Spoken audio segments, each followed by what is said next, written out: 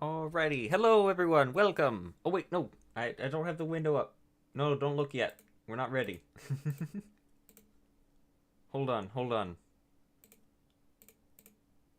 There we go. Okay, I did it. Yay! Alright, hello everyone, welcome to another live stream. Today, we are going to be working on how to fix Overwatch 2. Now, Overwatch is like my favorite game ever. So I want it to be good. And I know literally no one's ever going to watch this video from Blizzard. But I want to be able to put those suggestions out there. That thing aside, I have a lot of complaints. Mostly, let's see. Let's start from the beginning. So I have a chat now on the screen. I have that for my loading screen, but now I have it ported over, so now everybody can read the chat while watching the video. Hunter says, I'm taking the phrase, don't worry about what other people will think. They don't do it often. That's pure gold, and I say it's mine. You know, it's a very good phrase from the loading screen. But anyway, I now have a chat, so everybody can see the chat. Look, there's a chat. And we will be getting right into the suggestions that I have. And feel free to suggest your own. I will be taking into account chat suggestions if you are here. But I don't expect a lot of people to show up anyway, so it's whatever. First off, we have the two different categories I'm going to separate these into, and these are general game changes, which will apply for a broad stance of the game, and then specific hero changes, which will be like, oh no, Roadhog's too fat, can we fix that? And then they're like, sure. And then he's like skinny now. Alright, let's get off with the suggestions. So first suggestion for the game, which is a minor one, which I don't actually think will be that difficult to implement. And that's just what most of the games have nowadays, which is on attention leave, like as you click off of the window, it won't make any noise. Which would be, you know, it's not part of the game, it's not part of the issue that the game has. It's just something that I think would be nice to have the option for. Hunter, you no longer have the entire chat to yourself. I'm sorry. Joe has come to beat you to it. So my first suggestion for the game would be, how would I phrase that? On attention lost. You know, it's when the game sounds are quiet till you bring your attention back to it. What's it called? Minecraft has that, I think. And I know that the League of Legends card game has it. My friends will be upset about that. What's it called? On attention lost. Cut. Game. Audio. Maybe. And then you can always have the suggestion that'll be like, for when I get a game, go ahead and send me the noise activation anyway. I don't think that would be that hard to implement. That's just like a nice thing to have. But that's not part of what gameplay is like. Right. So my second suggestion would be, I have a picture. Oh, not a picture. I have the wiki here pulled up so we can go by the characters one by one. And a lot of the characters, in my opinion, that are not very good in Overwatch 2 is mostly due to the armor change that they made. Where instead of doing what armor used to do, it now has just a flat 30% damage reduction. Which on paper sounds really good, but it's really not. So characters like Reaper have just been dumpstered because, oh no, how dare we have somebody that can kill our precious tanks in Overwatch 2? Oh no, there's only one of them. We must make them unkillable now. So characters like Reaper, characters like, who else got just destroyed in Overwatch 2? I'm thinking Bastion a little bit, but he's still kind of bad, but he's okay. But characters like that had been dumpstered, and even then, it's because armor doesn't work the same.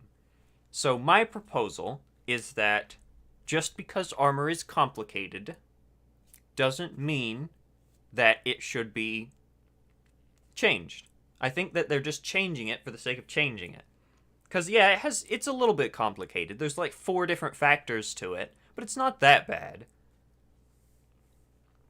So I say revert the armor change to being back to its good old complicated self. Because even though that it was complicated, it worked.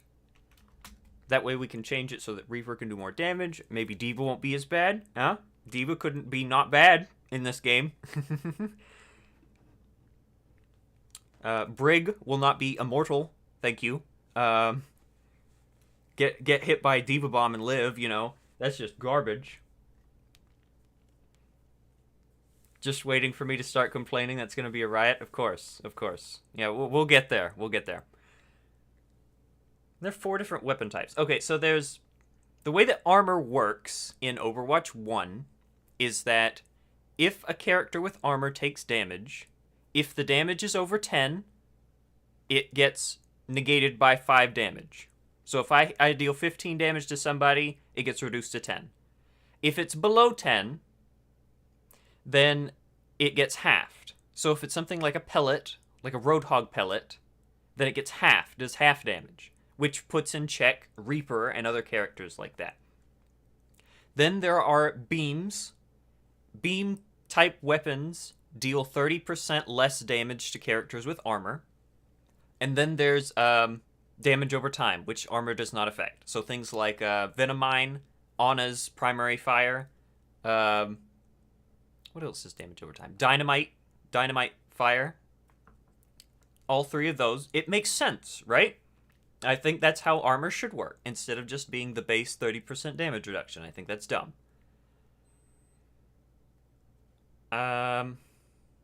Yeah, that's the change I'm going to suggest. We keep armor the same, because new armor is garbo.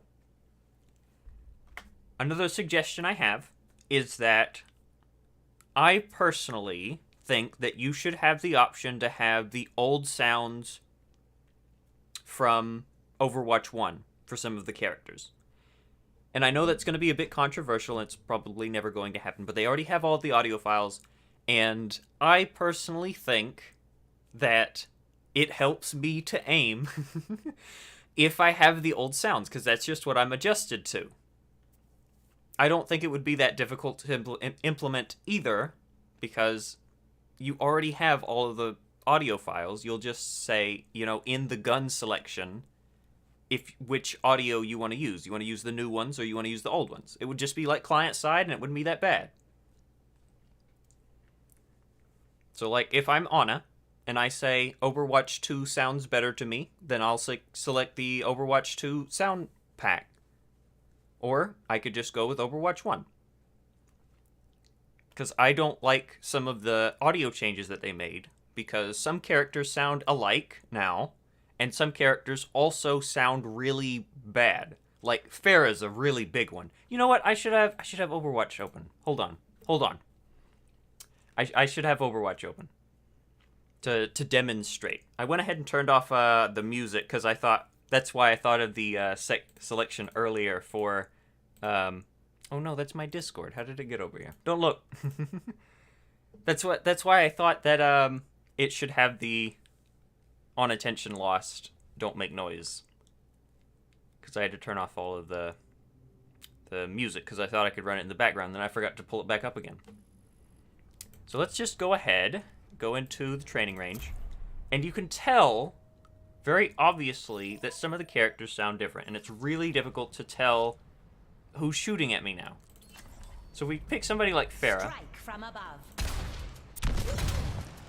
The rocket just doesn't sound the same anymore. It's just, it's really bad. It doesn't sound the same anymore to me. So I'm gonna say you should have the personal client side ability to change it to Overwatch 1 sound effects. All right, let's go ahead, bring it back. So have the ability to change what sound pack you use. And of course, characters like Jungler Queen and Sojourn won't have them because they weren't in Overwatch 1. And I think some characters weren't even changed. Like, Echo sounds exactly the same. I might be wrong about that since I've only played her like once. But like some of the characters wouldn't have the capabilities to have that. But then this also opens the doorway into the new what's the word? You know how they're gonna have the new purchasables in the game from the the buyable. You can do a whole bunch of missions and get all of the garbage and then that one epic skin at the end. What's it called? It's I can't think of what it's called. But you guys know what I'm talking about. They'll have all of these collectibles that are just garbage, and then you can have some character skins that could have different sound effects to their gun, and I think that would be cool. Are you suggesting a game developer give the player options? How dare you? Do you understand how impractical that is for making money? Exactly, Hunter. They should be charging like $85 for this update. I still can't think of what it's called. Anyway, I think it would be really cool if in that little timeline, whenever... Because you know they're going to need more stuff to shove into the... I still can't think of what it is. The purchasable timeline that you get, I think it would be really cool if they had different sound effects. So, like, if you got this one really epic Genji skin, and he, like, I don't know, he throws daggers or something, it would sound different. And you could, like, choose to use the I Sound Like Daggers sound pack. I think that would be cool. Alright. What else was there? Oh, yes. There's the sense change. So in between the two games, there is very much a different sense. Battle Pass, that's what it is. Thank you, Hunter. It's called a Battle Pass. But in between the two games, there is a very obvious sense difference. And I don't know how they managed to mess that up. But I cannot play Ana and Zen anymore because they messed up my sense. So I say, it's really selfish, but like, I say you should be able to have the same sense. Like, what? Why? Why would that even be changed? Why would that be? I know they redid like the entire engine, but like, you'd think that would be the same equation. You just poured it over. Moving. How hard is that? So my suggestion, at least give us like some sort of sense calculation so that we can get back to what we used to be able to play at. But I say the sense change needs to be addressed. Needs to be addressed.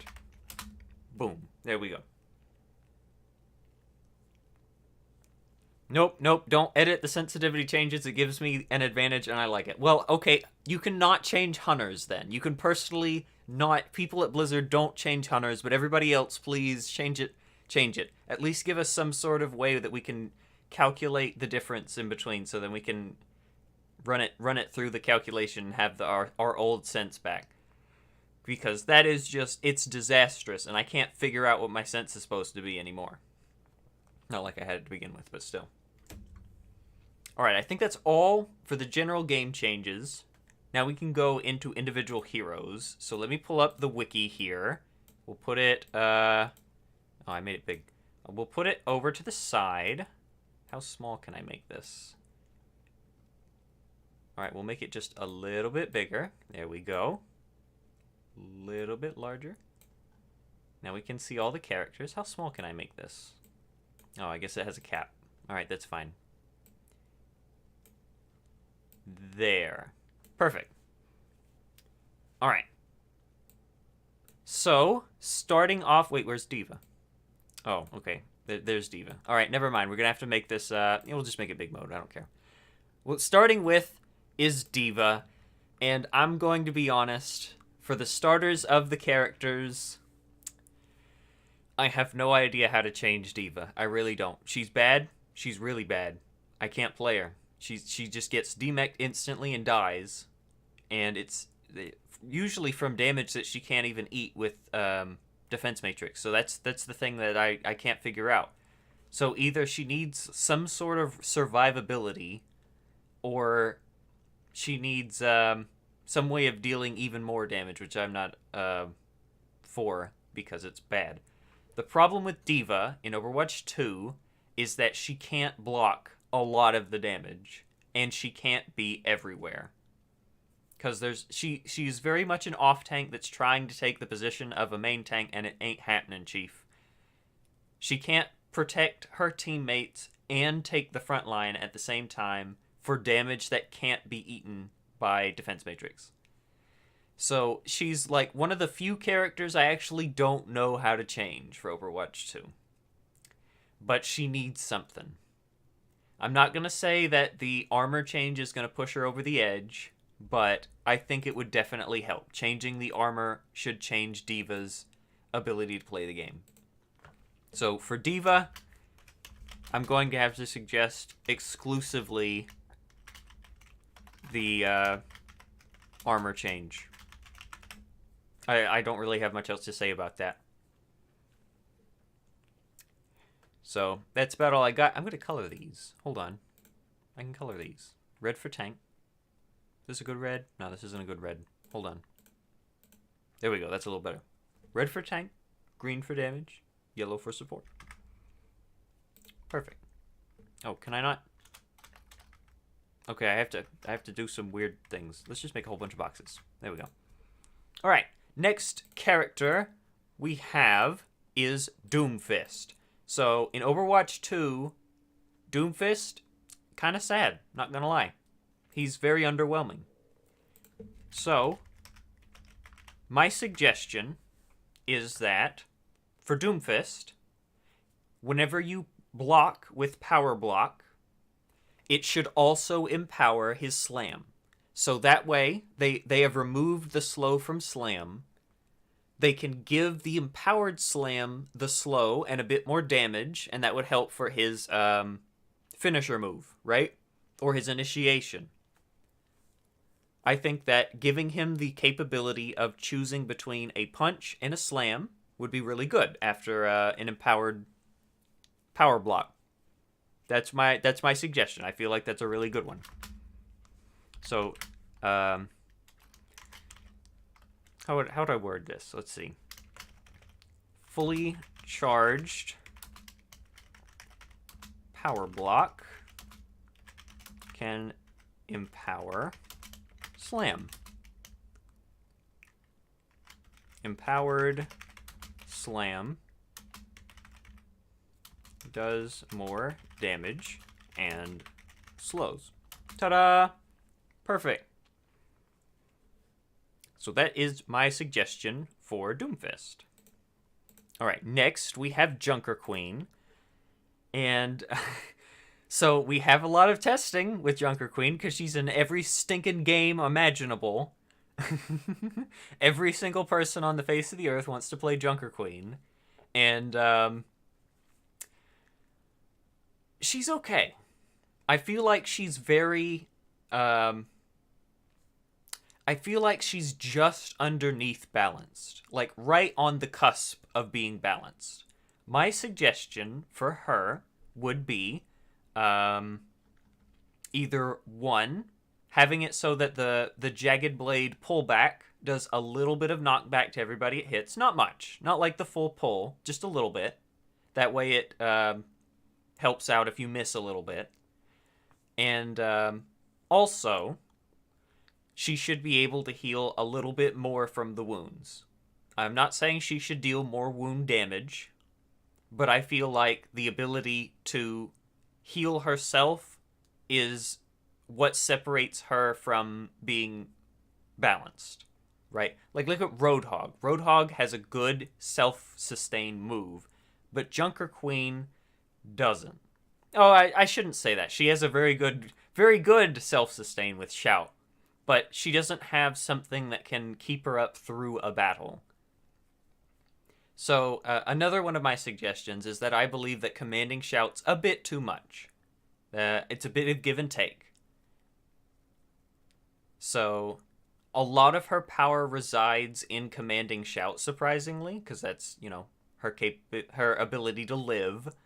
So, my suggestions would be... Oh, this is on the right page. Hold on. for Junker Queen, my suggestions would be, 1, healing a little bit more with wound damage. So maybe like instead of healing 1 for 1, she heals for 1.25 or something for the wound damage. So heals more with wound damage. And I think that commanding Shout should go down in the amount of health that it gives. So for her, it should be 150, and allies, it should be 75. Because in a lot of the games I've been playing, if I try to dive anyone, the queen who's fighting the front line without even knowing it will shout for herself and give her Ana in the back line an instant 100 health so that the Ana will live, or the Brig will live, or whoever is in the back line who really shouldn't have gotten a base 100 more health for no reason should not have the capability of just living like that. It's like the equivalent of old Brig armor just instantly giving Tracer 100 more health worth of armor. And I know it's not exactly, because, it's not armor, but it's still a lot to have to go through. Especially for someone who's flanking and risking their life in order to kill somebody in the back. Should I change these so that they're buffs and nerfs? I feel like that would be cool, but I don't know if it would get... Yeah, I think I will. Alright, let's see. So if I do something like this, that would be a buff. So this would be a buff. And then for something like this, I could just have a nerf.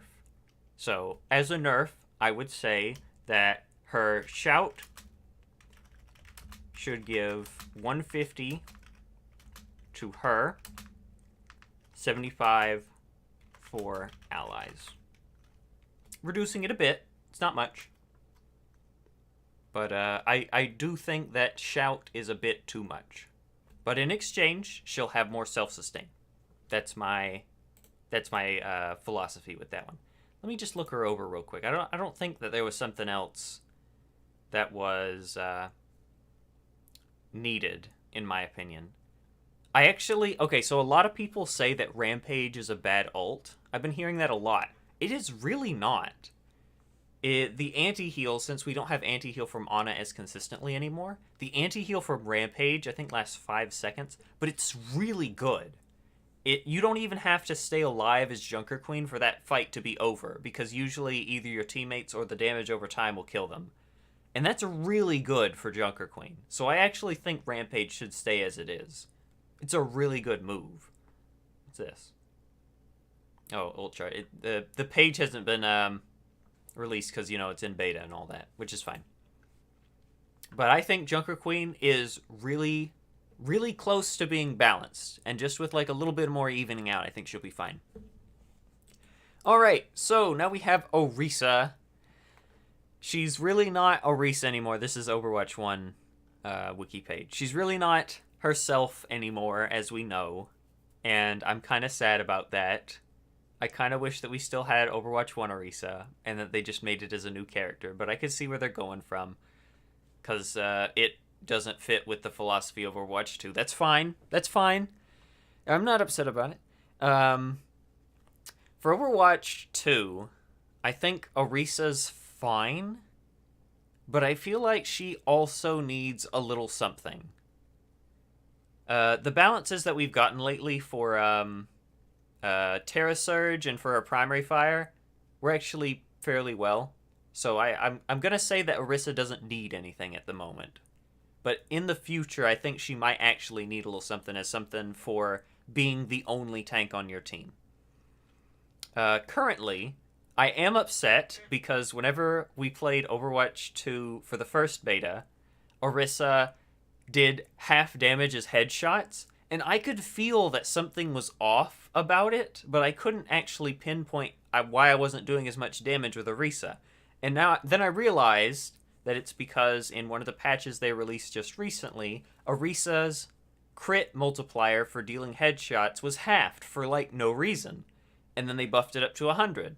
So, if it's something more about, like, the meta of patch notes being released, I hope that the Overwatch devs will release more detailed patch notes so that something like this exists. Because as far as I know, nowhere did it say that Orisa's new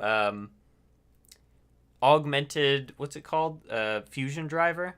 The augmented fusion driver did 50% less damage to critical hits. Or not 50, you know what I mean. Like, it did a times 1.5 multiplier instead of 2.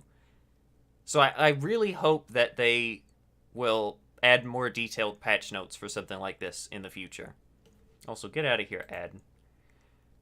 So that's not for Orisa specifically. I think Orisa is fine. So Orisa, no changes. I think she's good overall. She will definitely benefit from the armor change, so maybe that's something that she could benefit from. But other than that, I think she's in a okay spot. All right, who's next? Reinhardt. Reinhardt is next. So Reinhardt is like both the best tank and the worst tank in Overwatch 2. And I don't know how to put it like that, but he kind of is. He has the most survivability, but also he has the least survivability at the same time. It all is based on what the other people are going and what you're going. If you have a damage Moira and a Zen who doesn't even care about you, you're gone as Reinhardt. But if you have a Baptiste and an Ana that are constantly supporting you, you can just do whatever and live forever. And just do stupid stuff as Reinhardt. All in all, I think they've gone some good ways about Reinhardt's charge being cancelable and faster to maneuver. The 2 fire strikes are a good touch. It just feels like he doesn't do enough, you know? And maybe that's just me not being good at Reinhardt, but I would like to see what other people say about him, because I actually haven't heard a lot about him, which is, you know, it could be good, but it could also be bad. So Reinhardt, he needs... I'm not sure. Hello, Tailblazer. Welcome to the stream.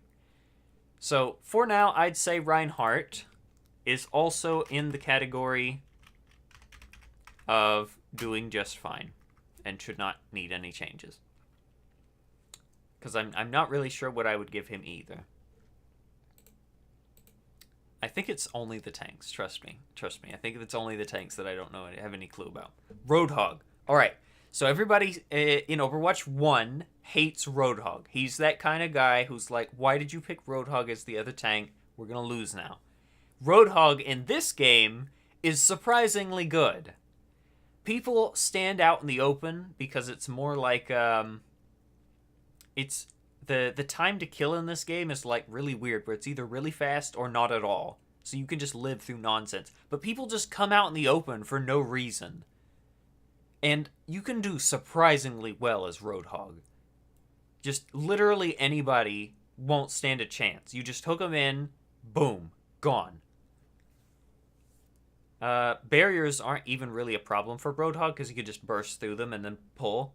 And the only things that he really has to worry about is characters like Ana coming in and antiing him, removing his self-sustain, or sleeping him.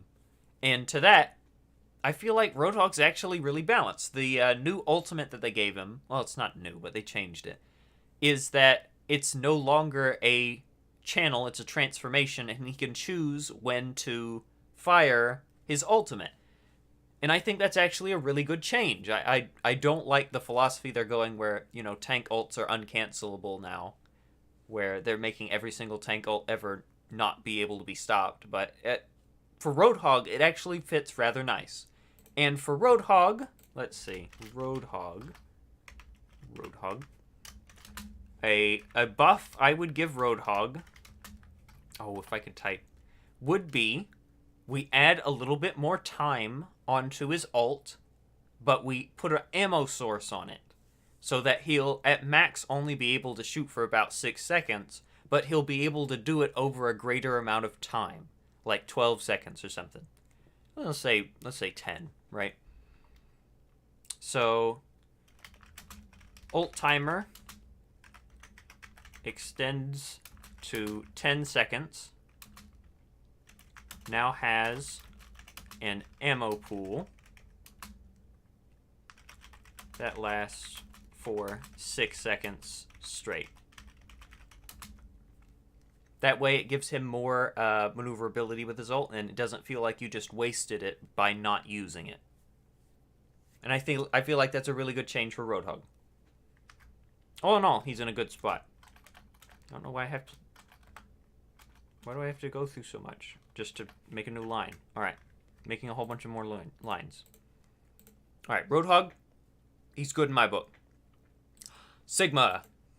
So, Sigma's my favorite character ever, so I'm a bit biased. And I'm actually really happy that he's good in Overwatch 2. He's very good. He's not like S tier, but he's still a good amount. He's like A or B, right? He's above some of the other tanks. And I really like that. As always, I'm going to be a contender for removing the stinking 1 second cooldown from his barrier. It makes even more sense now that he's the only tank in the game. Can we please remove the stupid 1 second timer on his barrier, please? And secondly, I would also say that his grasp, whenever he absorbs objects, should either A, absorb them immediately so he gets the shield health right away as he's gaining them, or B, should be able to convert some of that leftover damage into his barrier, like I've suggested before, so that he'll receive 60% of the damage he receives as a shield health, and then the barrier can receive the other 40%. So, yes, I am giving buffs to Sigma because he is really cool and I like him. I'm a bit biased. So, for Sigma, I would say... I wonder, can I make a chart in a chart? Hold on. Can I put a table in here? Oh, I can. Hold on. So, I would say either or of these. We'd have... damage received from grasp converts into... Oh, it's over health now, isn't it? Over health. Instantly. Or, my preferred option would be 40% of the damage received from grasp is converted into shield health. Ta-da! Alright, I'm also going to say that, you know, the stinking 1 second cooldown from his barrier should be removed. So, how to word this? Remove the stinking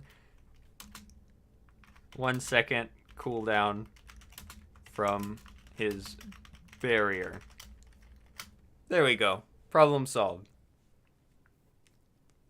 Here, let's clean this up a bit. There we go. Much better.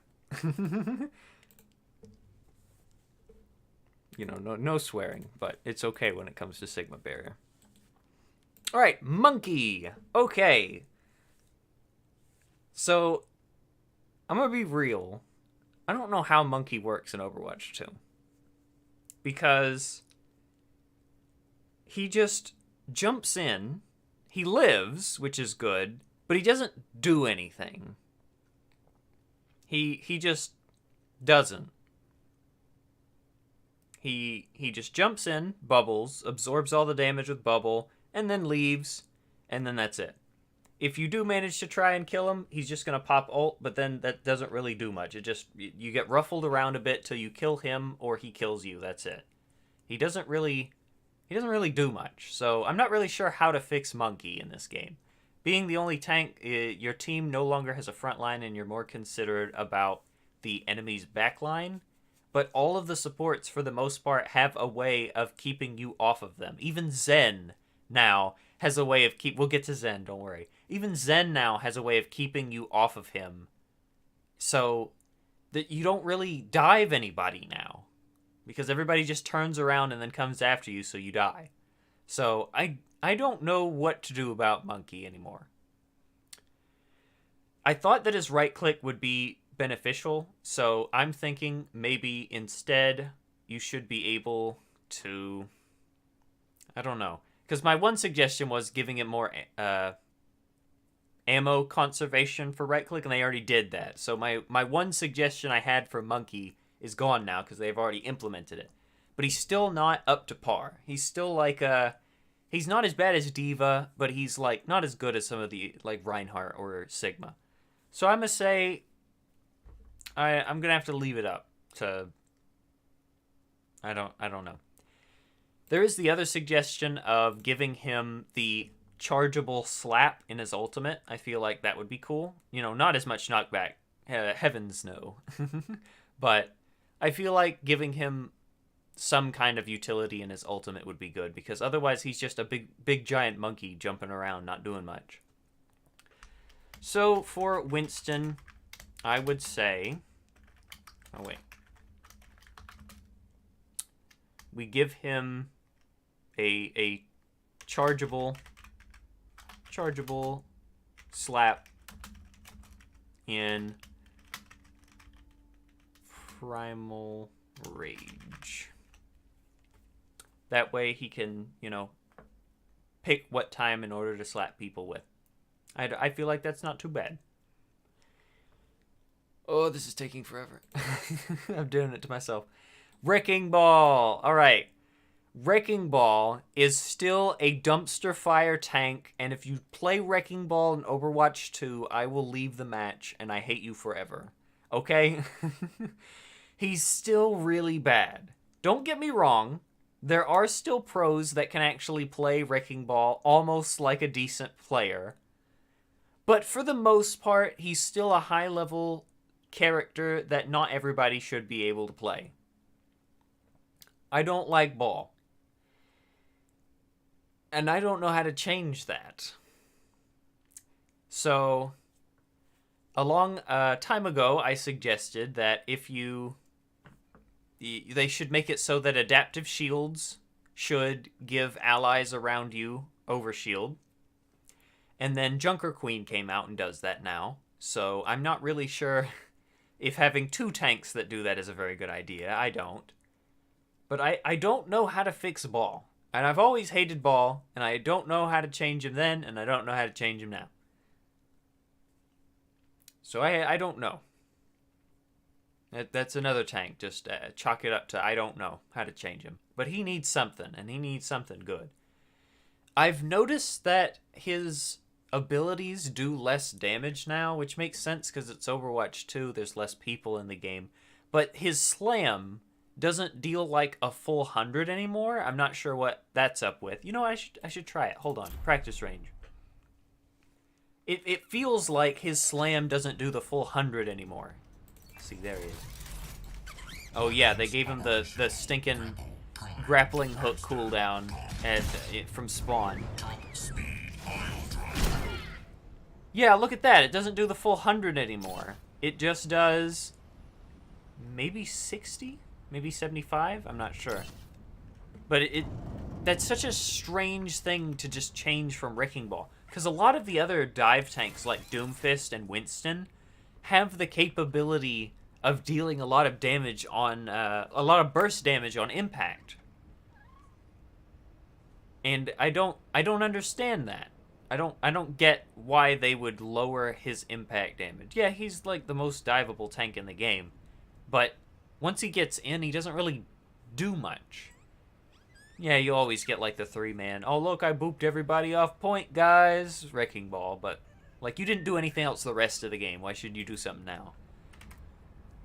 Yeah, but it's very odd why they would give Wrecking Ball less damage.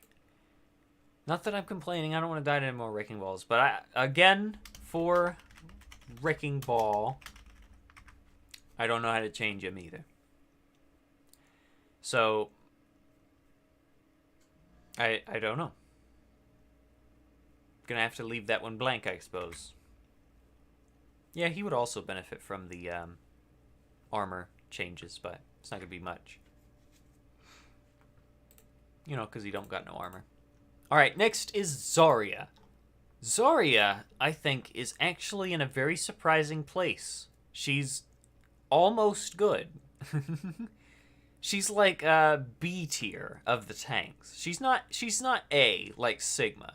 She's like right there beside Rein, I feel like.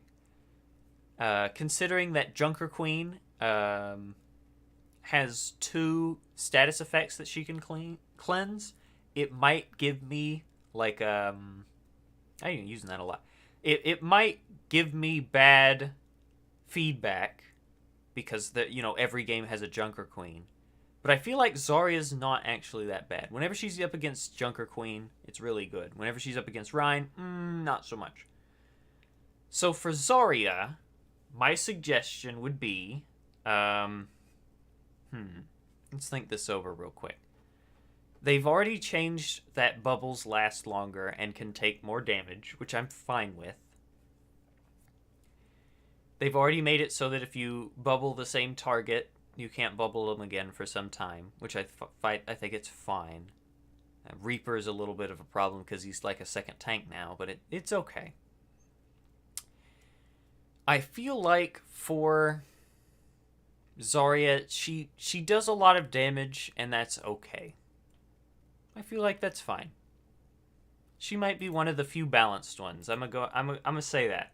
I think Zarya is pretty good. She's in a good spot. I'll probably come up with something later that just angers me about her, but for now, I think she's fine. Of course, I'd have to pop out just before Shriga starts on the DPS. Well, I'm sorry for taking so long. Maybe if you were, have more time, you could watch him. How about that? Don't put it on me. Alright, and now we're getting to the damage characters. And I should have a lot to say, and I shouldn't have to go, I don't know anymore. So, for Ashe, I feel like Ashe is in a standpoint. So before, Ashe was like a combination of McCree and Widow, right? Yeah, Soldier was in there too. She has like, sort of like a trifecta that she's in the middle of. She's between Kree and Widow, but she has Soldier range, right? She's like not quite a sniper, but she's not quite a mid-range character either. And now in Overwatch 2, we also have Sojourn that also takes up a competition for that slot, right? So I'm not really sure where Ashe fits in Overwatch 2. Because if you want to go short range and hurt flankers, you go McCree. If you want long range, you go Widow. If you want some good mid-range damage, you go Sojourn or Soldier. Why would you pick Ashe of these characters, right? Because both Sojourn and Soldier now take up more competition for Ashe. So I'm not too keen on it, but I think Ashe's gun needs to change back to pre-Mercy buff where Mercy enabled her to one-shot people. We'll get to Mercy in a minute.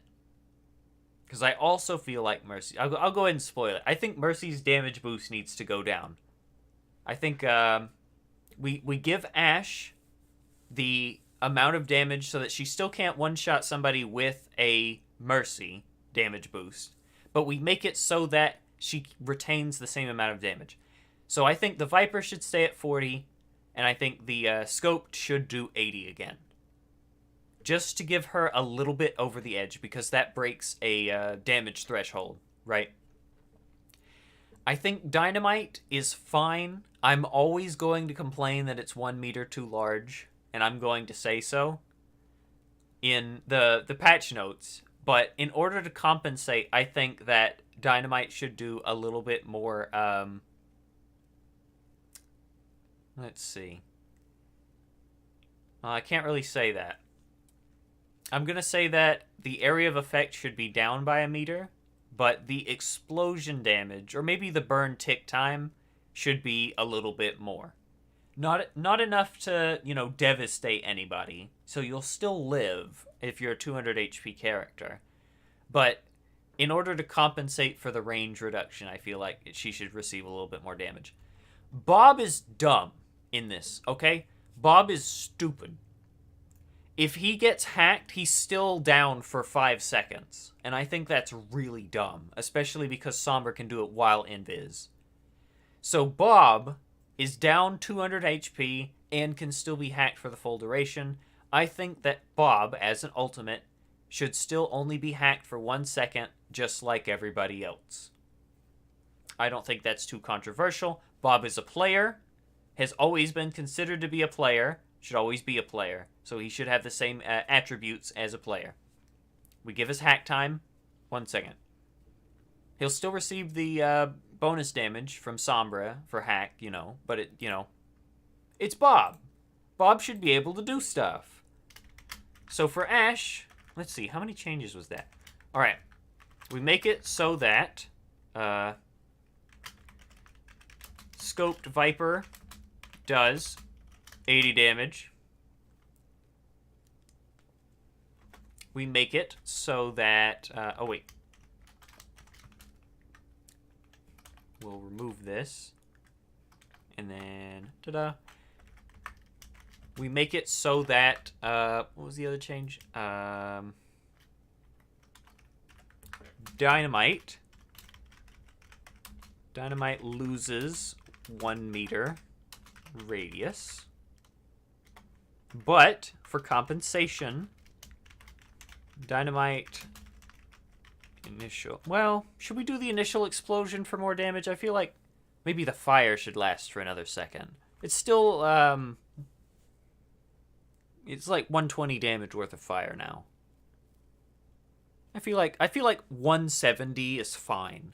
Because Sojourn Slowfield does stupid damage. I feel like Dynamite should be able to do the same. Even though I complain that it is guaranteed 120 damage, I think it's fine. So Dynamite, as compensation, burns for plus 1 second longer. So that means it does 120 damage, plus 50 if you're in the center of the explosion. That's 170. You'll still live. That's fine. Tracer was going to die to it anyway. And lastly, another buff. Bob should not be... Let's see. Bob hack time reduced to 1 second because he is a player.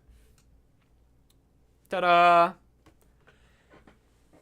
I feel like Bob should also remain as the 1,200 HP character, but I'm not entirely sold on that, so I'm not going to put it on the list. But he does need something. Bob's just kind of sad now. So, we'll make more lists. And the next character we have is Bastion. Bastion confuses me. Okay? He does. Because he's still bad. He's still Bastion. And I'm not really sure how to fix that without making him broke. Because now he's on the cusp of actually being decent or situational instead of just bad. And for that, I'm not really sure how to go about changing him. My suggestion for Bastion would be we make it so that he has 2 charges of his new right click, the A36 grenades, but they deal less damage. So like not 50% less damage, but more like 25% less damage. So that way he'll have 2 of them as charges. It's not like Junkrat where he can just use them for mobility all the time, but now he can use 1 for mobility and 1 for damage, and I feel like that would be fine. Yeah, it would be kind of odd if you are just standing in a corridor, you get grenaded twice, but I don't think it should be kill you levels of pain. Do these have stats for those yet? I don't think the wiki has stats for those. No, stats are not here for Bastion. But for Bastion, Bastion. I'd say we, A36 grenade deals minus 25% less damage, but as compensation, has 2 charges of A36 grenade. Ta-da! Fixed it. Now he has more mobility, and even in turret form, he can have 2 leaps now, which would be really scary, but, you know, Bastion should be scary. That's his whole thing. He's so easy to shut down, too, especially with, if you're a support, you can just sleep dart him. He's just gone. So, I think Bastion deserves to be a little bit better. Not destructively, but, you know, I don't even know how to finish constructively. I don't know. Alright, now we have McCree. And McCree is pretty cool, actually. I really like the magnetic grenade that they gave him. While you won't be able to kill tracers as easily, you can still have that capability of shutting down flankers around you, which I think they did a very good job of. He still maintains his no flankers in my territory aura around him. And if I had to change anything about McCree, I'd make it so that the grenade will actually show you whether it's locked onto somebody or not. Because currently, the grenade just does whatever it wants. So I would say, for McCree, we make it so that his grenade shows a targeted hit scan marker on your screen, similar to Nano Boost or Zenyatta Orbs. So then you can see what you're targeting. So I would say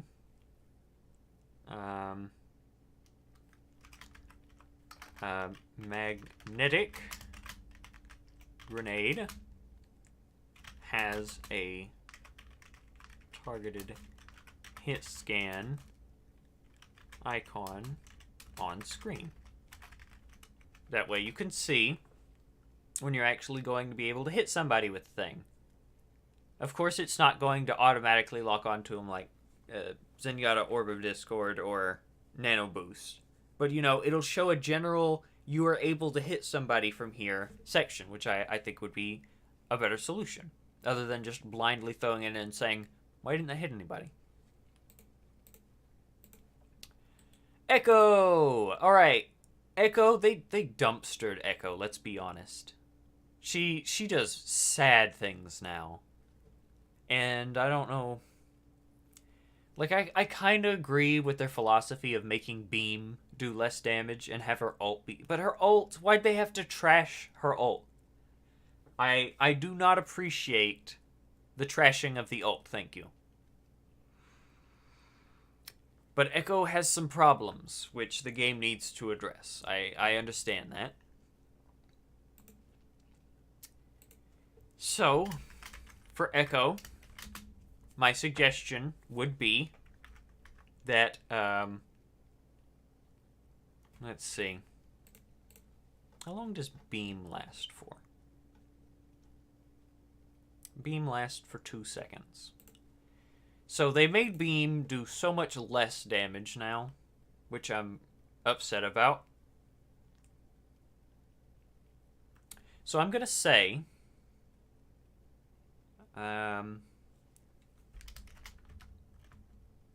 let's get with another suggestion first. How about for her ult, right? Her ult is sad. You can't really use her ult anymore. Hello, Mr. 60 Gold. Welcome to the stream.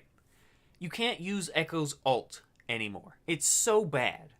Just transforming into a Roadhog and having 300 HP is just... You get dumpstered. You don't get to live. Ironically enough, the hog does not live. So my suggestion for her ult would be that the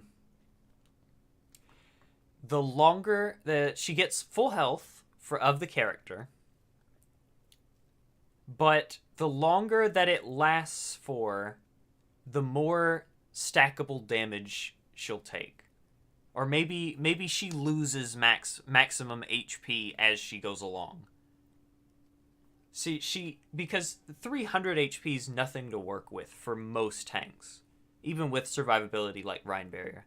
And the inconsistencies it has, such as if I turn into Monkey and then I ult, I have my 1000 HP again, which is really dumb. And I don't believe that should be like, it's not consistent, right? Because they didn't put the cap on Echo transforming into a monkey the same way that her health pool is, right? And Rhine Barrier. Oh, Rhine Barrier has the same amount of health, so I don't understand what they were going with. So one of my suggestions would be, as she duplicates, she has the same amount of health as anybody else, but after a certain threshold, her maximum HP pool would start depleting.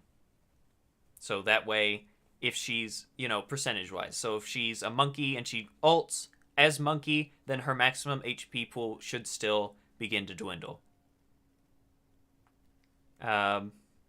As for the problem of whenever Echo dies while duplicated and then comes back as Echo, I'm not really sure how to solve that problem. I'd still say if she would... Because if she would die to damage, then that, we could always do she always maintains up to 100 of her health. But if she dies to her own max HP pool, I'm not really sure how to change that one. So,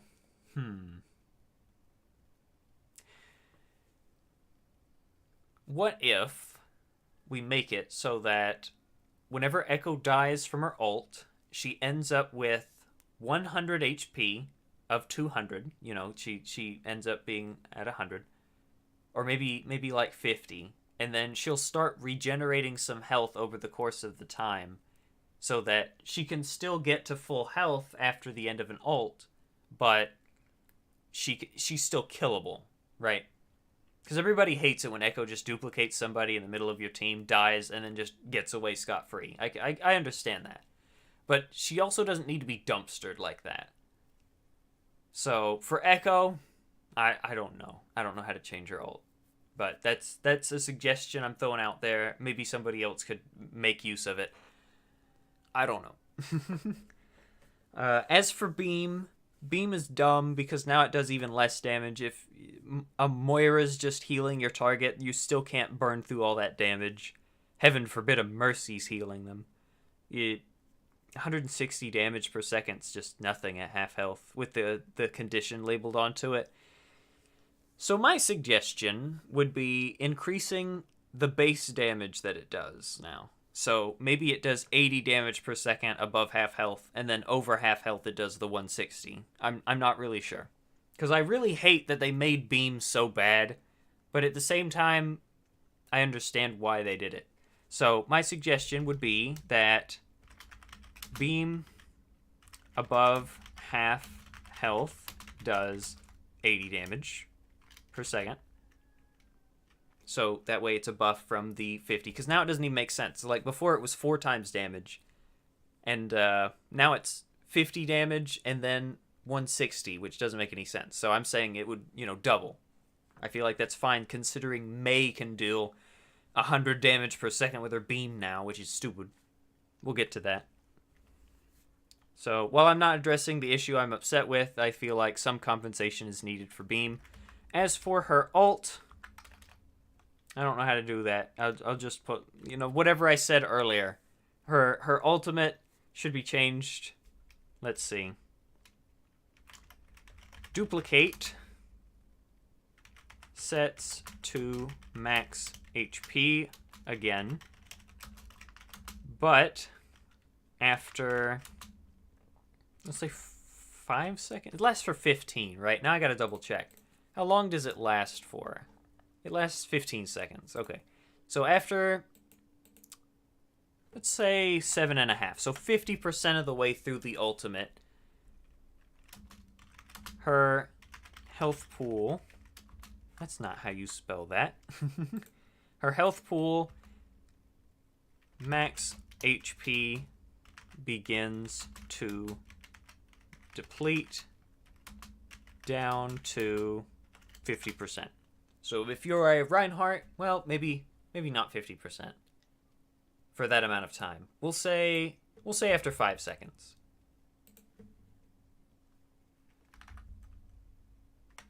So this means that if you are a Reinhardt and you duplicate, how much health does Reinhardt have in this new game? I don't even know. They've changed it like 3 times now. Now I gotta double check. Let's say Roadhog. Roadhog's pretty easy. You got 700, right? 700. So that means after 5, I'm Echo. I just got duplicated. I can do Roadhog things now. I can still heal myself and gain like 1,000 ult charge, and then after the 5 seconds, my health pool will start to slowly deplete down to 50% over the course of, let's say, 5 seconds. Down to 50% over the course of 5 seconds. So that means that you can still have the 15 seconds of ult. It's just the latter half will be more dangerous for Echo. And, you know, it kind of makes sense. Like, she sort of can't hold that form very long and starts to destabilize. I feel like that kind of makes sense, right? And then after her ult, she should... we'll just leave it at she should maintain her. If she died during her ult, she maintains at least 100. Right? That's what the wiki says. Blah, blah, blah, blah. Her HP returns back to what it was before, or 100 if her HP was less than 100. Yeah. I feel like that's fine now. So that's my suggestion for Echo. Well and good. Should have got me some water. Genji. Alright. So as a Genji main, can confirm Genji is better in this game. But now, I feel like all of the hype has gone out of Genji, and now everybody can just dumpster Genji now. Because in the beta, or the first beta, everyone was okay. Everybody was decent, and I could, you know, actually kill people as Genji. But now, I feel like everyone's going in 4 or 5 stacks. So if I die of one person, everyone just comes and gets me. So it comes with an odd philosophy of Overwatch 2, where there's not as many people, so you should be able to pop off more.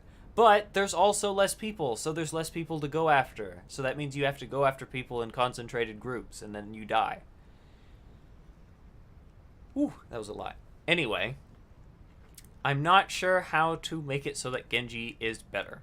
Because right now, I feel like he's not as good as some of the other damage. Why go Genji when you can just go Sojourn or Widow and still do the same job from afar and not have to risk your life for the same amount of skill, right? So my suggestion would be, I'm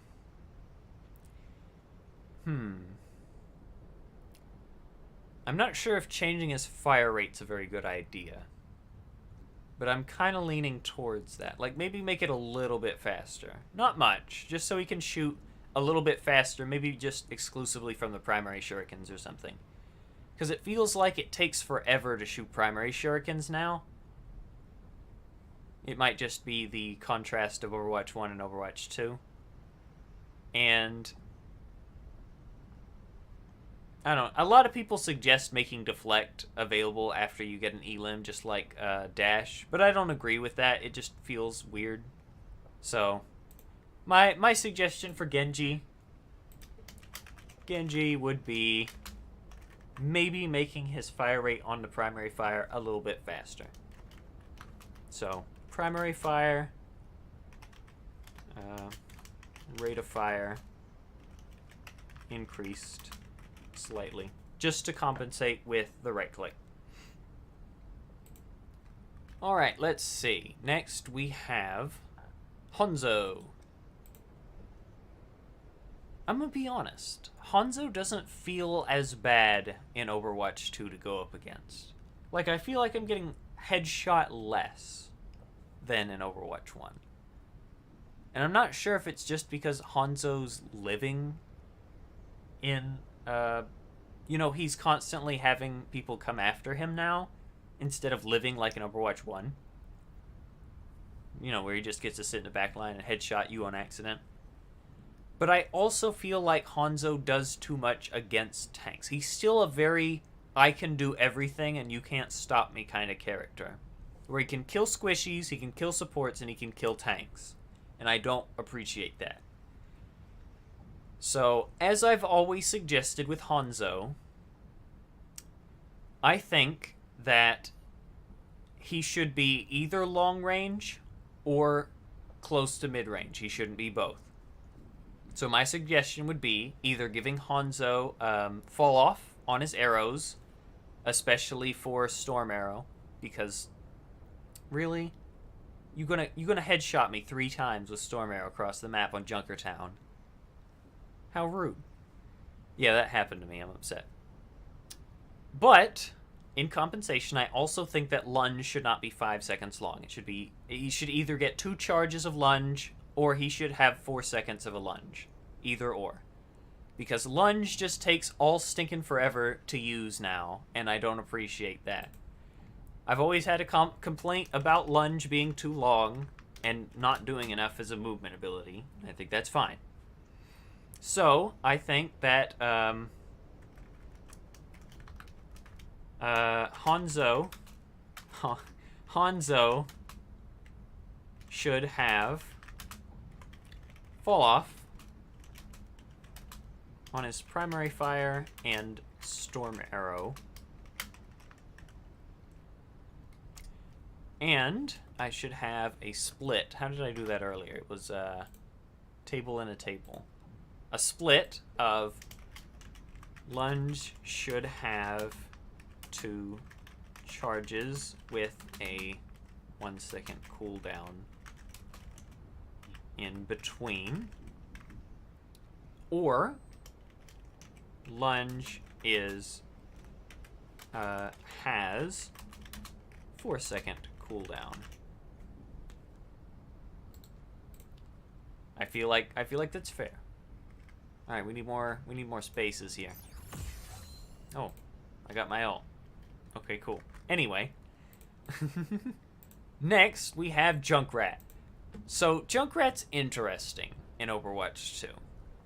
And I'm actually fine with it for the most part. Because Junkrat, they changed it so its trap is back now to what it used to be, where it roots you in place. And yeah, they tried with the slow, and I feel like that was a good attempt. It was like McCree where they changed it. It's going to feel awkward for a bit, but I almost feel like the trap should be the slow. Right? Because, like, as much as I really like playing Junkrat with the immobile ability on the trap, I actually feel like in the namesake of Overwatch 2, it should be the not the immobilizing trap. I feel like it should be the slow. And I don't know why I feel like that, because I was so against it at the beginning. But now that it's gone again, I feel like it should be the slow. And I'm not sure why. Because, like, usually I'm very confident in feelings of, oh, that's just not very balanced. But maybe it's just me. Maybe I've died one too many times to a rooting Junkrat trap. But, I don't know. The rest of his kit's fine. I feel like even Riptire's pretty balanced, because now it can't 6k your team anymore. It's 5k now. You know, you're still wiped, but I'm not really sure. Ammunition gets restored after completion of Riptire? Okay. I thought I knew that, but I was surprised for some reason. But anyway, I feel like Junkrat's pretty balanced. He should be like a fortification destroyer. You know, I feel like he's a very good version of a tank buster. I feel like he's fine.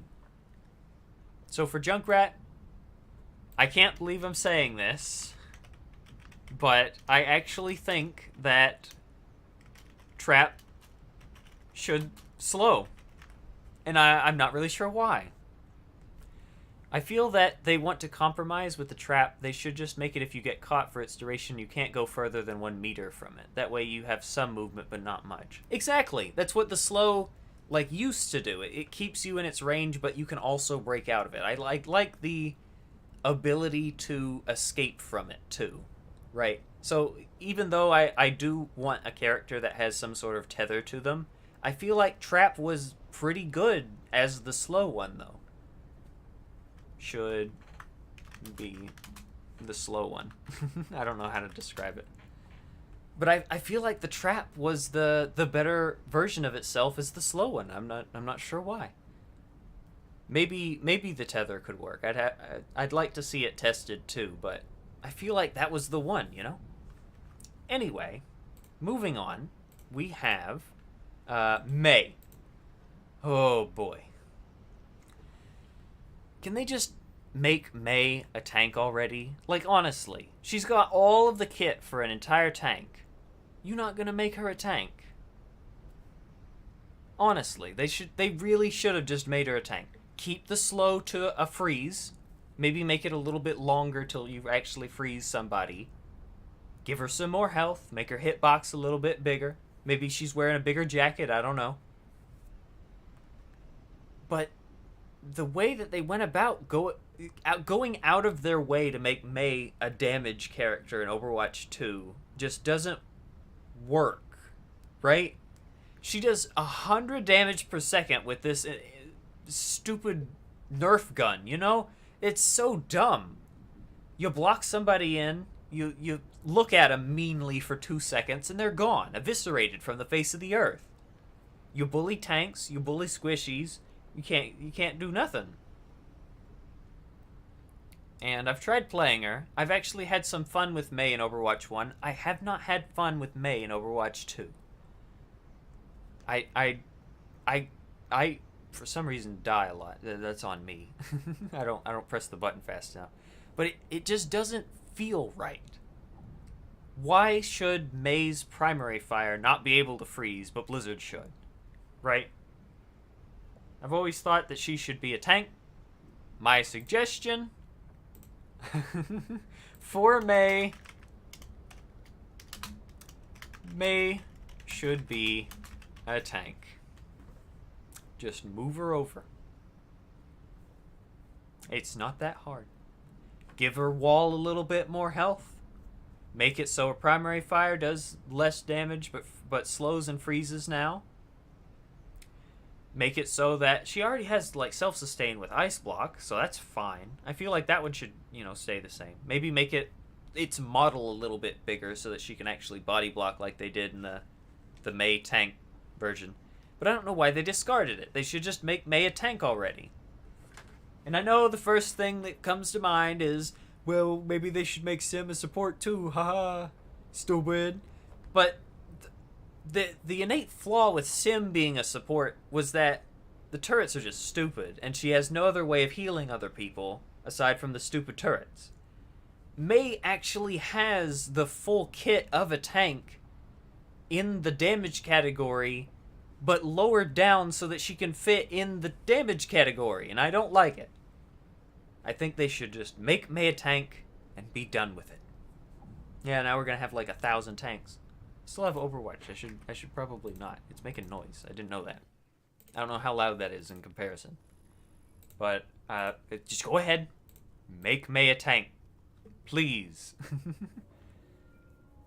Mei, I feel, has always been a balancing nightmare, it seems. She's always too good, and now she's really bad. Mei being a tank is not a bad idea. They should just make her a tank. She's bad as a damage character. You know what, just throw her in support too. Who knows? Maybe she could be a good support. She freezes people and gives them, like, over health or something. I don't know.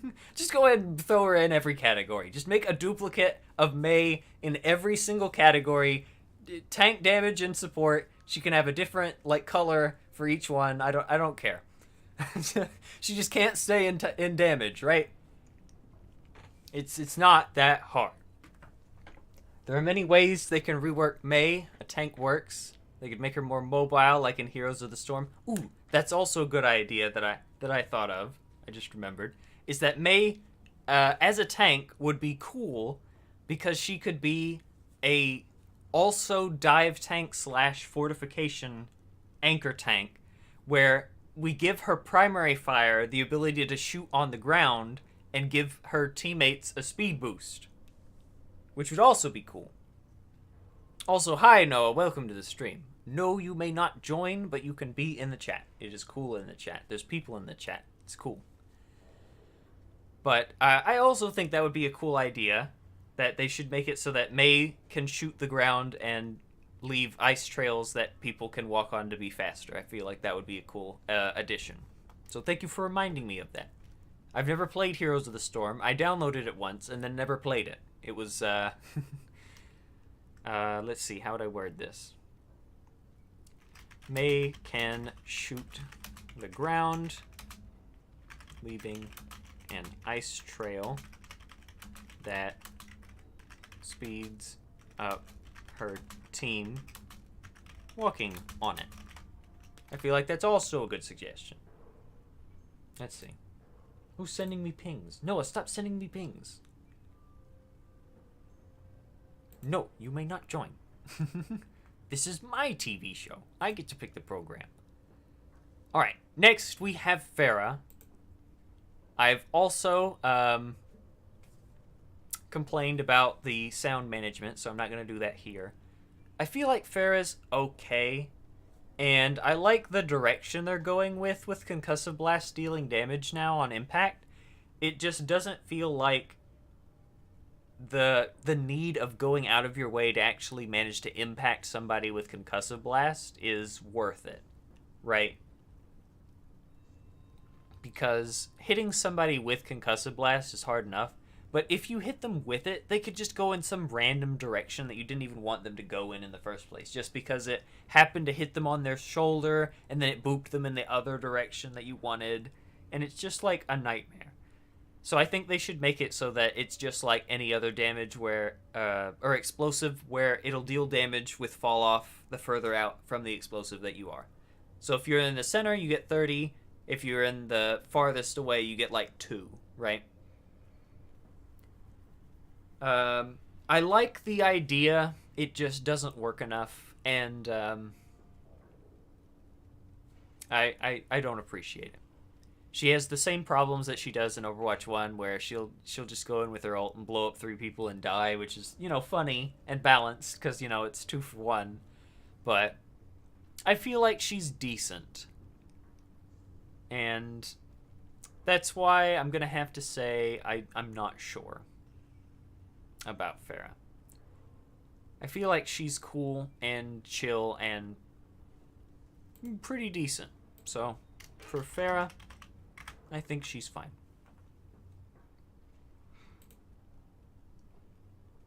You know what? Alright, I'll go ahead and pull Noah in here. I don't care. We'll see what he has to say. Hi! I can rant? Okay, you get, not more speaking time than me. That's how it works. Here to add things. Okay, we're talking about Farah, and I've just gone through the whole rant. Yes. Do I get the document? No!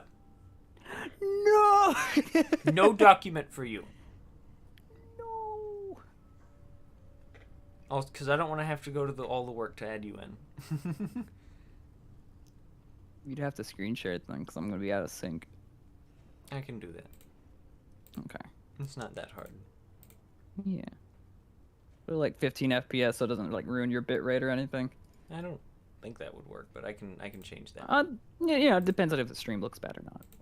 Looks fine now, but can I? I don't know. I mean, I can't. That's just me. Hey, I was hoping you would read for me, Noah. I keep writing all these characters. I don't know what they mean. I keep typing these random letters on my keyboard. What does this do?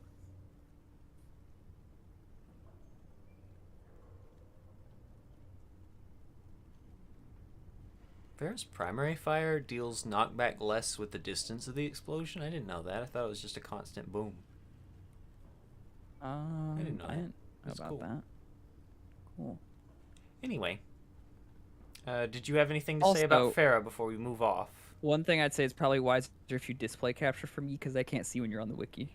I just see the document. True. Hold on. Hold on. I'd like hold to on. see the when you're on the wiki and stuff. Okay, I want to there we see go. the live stream faster than your chat. That's why he did it. The whole reason why he did it, so he could get I was premium gonna be access. muted the whole time. I think I got 3 premium whole access. seconds prior to everyone else. I should just like mute myself now and like all of my comments just go into like the actual chat, so I'm saying things earlier and the chat are like, "What's he talking about?" There must There's be a something delay. with her ult that can be changed, right? The joke is that you get to her only saying justice and then she dies. Well, Yeah. also you have the condition where if you're the person getting ulted on, you literally don't have enough reaction time by the time the voice line comes out. You have to predict her coming, which is stupid. Mm-hmm. So, I don't know. Maybe her new ult in Overwatch 2 should just be I turn into a giant rocket, Tom and Jerry style, and then suicide bomb. Yeah. She still dies because she dies anyway. Like her during her suit ultimate, turns regardless. into a rocket. Because in Overwatch 1, Barrage could make sense because everyone was so grouped up in that game, so you could just sneak up behind them and just get like a 5k by Right, just but like everyone's so sneaking up spread behind out them. in this one. Yeah, what I'm wondering, should Barrage last a little less longer but have a smaller spread? That way you can just like direct target people even from farther away, but it lasts longer, so you're doing less damage per second because of that. I mean, maybe they should bring back the Pharah can move slightly while in Barrage. Maybe, I mean... She'll move like Mercy Valk, where she can stay in place and then move around. That's what they did during that April Fool's. I feel like that would actually not be that funny. bad for Pharah ult. Like, Yeah. maybe slow, like in Overwatch Bastion 1, it moves. made sense. You know, sorry, I'm talking too much because you said this is your stream, but I think in I'll Overwatch add 1, that. it made sense to not let her move because Barrage has the ability to move slowly in use. It's like how Bastion's slow when he's transformed now. yeah, I feel like that's fine. Because it she can works. still get shot down if she has bad positioning, but at least she can dodge stuff that's avoidable. Reaper. Like, What are we oh gonna do no, with there's a you? Widowmaker over there. Oh no, there's a bit dead. You don't get to last I've half seen a Pharah second. die to Zenyatta more than like any other character in Overwatch 2 during her ultimate. Zen just destroys Pharah in Overwatch 2 whenever she tries to ult. I'm also always a contender for giving Pharah like a little bit of armor as her health pool, but you know, I'm not gonna go to that length because I know everyone would hate it globally. Even She's me. currently just 200 regular, right? Yeah, because like she's like the most armored character in the damage roll I've Yeah, ever why seen. doesn't she have armor? Like give her Why give doesn't her she have armor? 25 of her 200 HP pool as armor. You know, it wouldn't be that bad. Dude, just keep her, give her like 150 health, 50 armor. I think that's balanced. That's just Torb health. Wait, how much health does Torb have? 250. Is it 200? But he got 50 armor of that. Why does Torb have more health than Pharah? Because he's large. He's very large. Very large. He's the biggest character in the game, don't you know? Giant big he is. Torbjorn. You know the That's game the next modes where patch. it's like you're tiny and there's one giant person that's trying to come after Dude. all the people that are hiding. Out of all those game modes that I've seen, my favorite ones are the ones that make Torb big. I don't know why. All the other characters in there big, I don't care. But when Torb's big, that's just funny. All right, Reaper. They dumpstered Reaper in this game. Uh-huh. He's Why'd so they increase bad. his spread again? Dude, there was one game where I'm just playing as Zen in the backline, and I know Reaper's shooting at me. I don't care. He can keep shooting at me. He shot me like through 4 whole clips, and he still didn't kill me. I wasn't even looking at him. I was just doing. I was just Overwatch shooting 1 people down main, and he just In came up Overwatch behind me and just 1 started shooting, and he didn't do anything. I was gonna say in Overwatch 1, it made sense to give him the sorry. In Overwatch 1, everyone hated it when they gave him the reduced spread because he didn't need it in Overwatch Right, 1. but now they gave But him now less we're in spread, Overwatch or a 2, big where spread there's and one less less- damage. We're in Overwatch 2 now where there's one and a half less tanks for him to charge ultimate off of now. What do you play Reaper for? You play Reaper for Death Blossom. And I'll be And now that honest, you can't charge Death Blossom as often because of his increased spread, as in addition to that, He's just got nothing. The only thing he can charge his ultimate off of in Overwatch 2 is just other tanks, or if he Yo, gets Reaper has really a close son? to somebody. Hold on.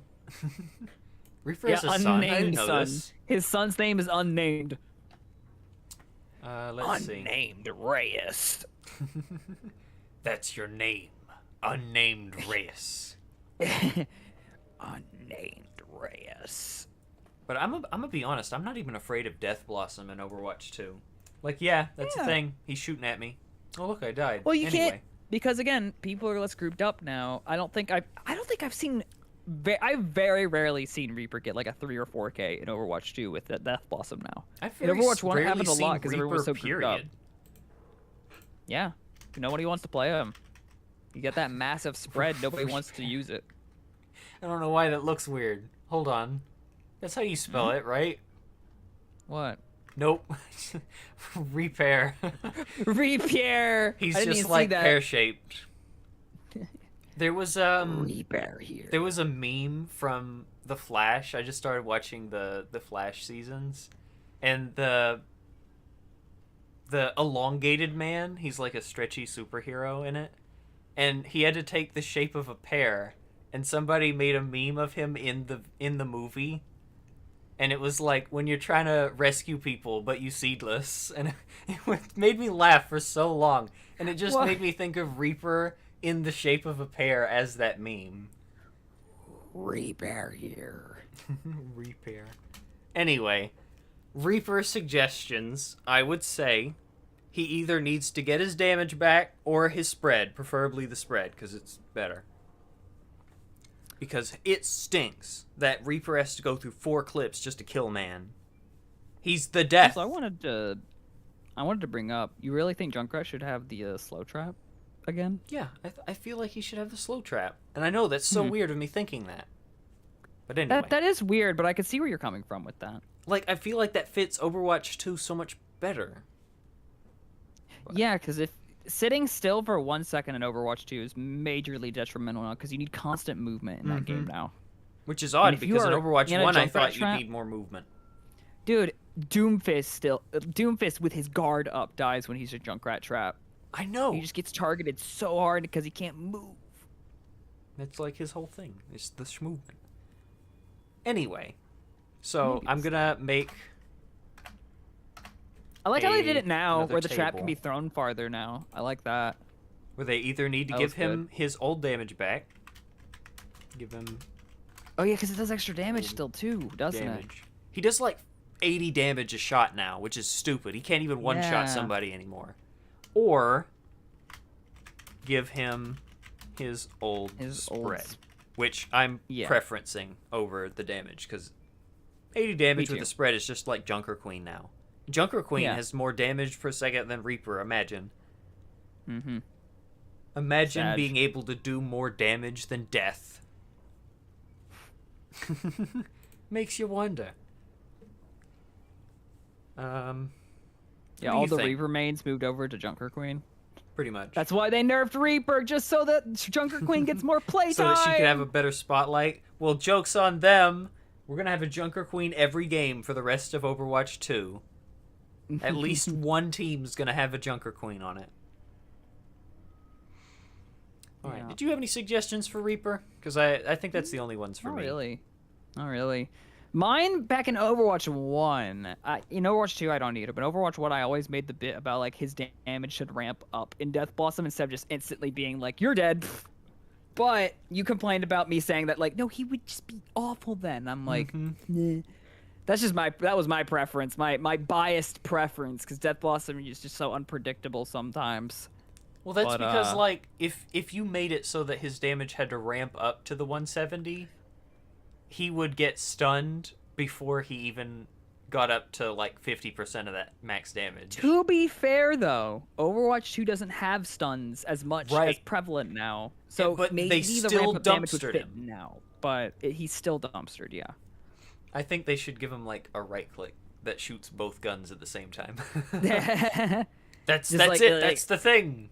That's not bad, actually. It sounds pretty funny. It has, like, more wait time at the Trigus, end. Trigus, Left click to shoot the left gun, right click to shoot the right gun. Each gun is manipulated by each pellet or each clip. If you click both at the same time, they both shoot.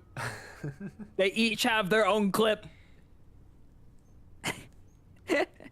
They each If have you press 4 R, it ammo, still and it's reloads like both of them because Blizzard's design. because he chucks both of them. But it don't would be really worry. funny if you could just like reload one gun and still have the others, so that like you shoot, you can still shoot with the one gun while you're reloading. Should I add that? Reaper right click should shoot both guns. Because he does sad damage now. That would still be only 160 damage for both guns, and it would have like a lot of Yeah, what's it called? maybe. Not cast Put that time in there at as the like end a of the move. suggestion. Dude, that would make Reaper like unique again and fun. Because now he's not unique. Because now we have Queen who just does like same damage. You know what? I'm gonna do it. Give him something Right unique click. that makes him different than the other shotguns in the Shoot. game right now. Both guns. It would be That's funny. funny. I'll put it in. No, the click right shoots click. He both just chucks a gun at simultaneously. somebody. He's a gunslinger. Joe says, "Give him 4 arms." Give him 4 arms. He'll just conjure 2 more.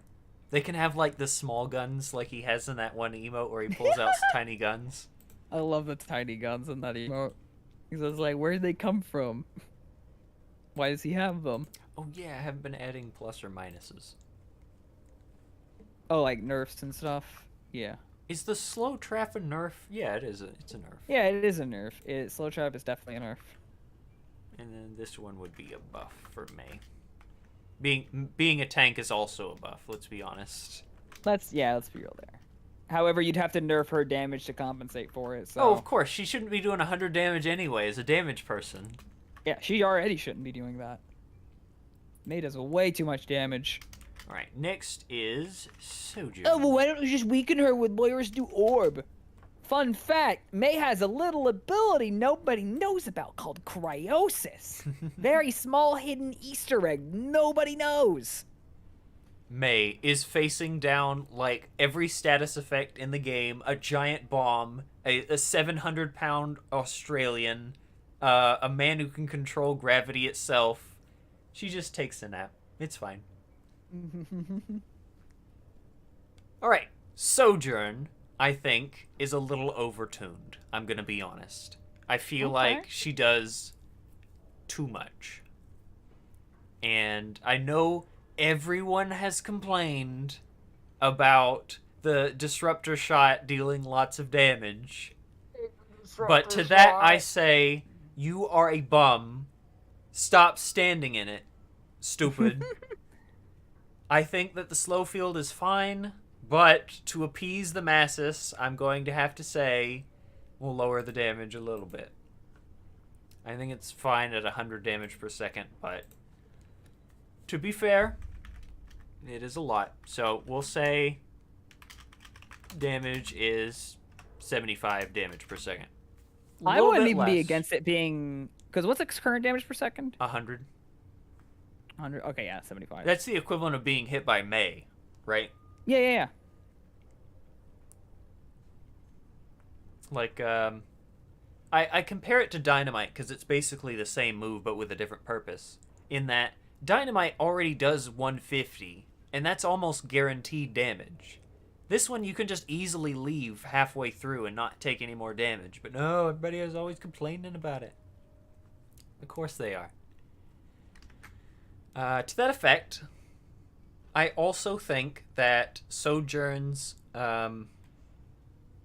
damage on her primary fire is fine, but the charge that she receives is not. And I'll tell you why. Because Sojourn can be damage boosted and gain more charge based on the more damage that she's dealing. I've hated that. Like, the fact that her charge increases or decreases based on how much damage she's doing. And with Moira in the game now, it's we'll get to the Moira heavily changes. prevalent now. We'll get to the Moira changes. Don't worry, I'm going to rant for like a minute on that one. Yeah, we talked about Moira yesterday, and well, I know your opinions on that.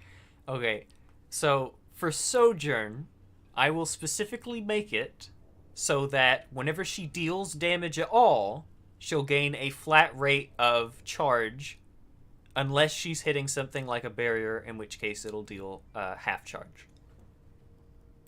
For like deployables, because she already does that. For deployables, she gains half charge. So I would say,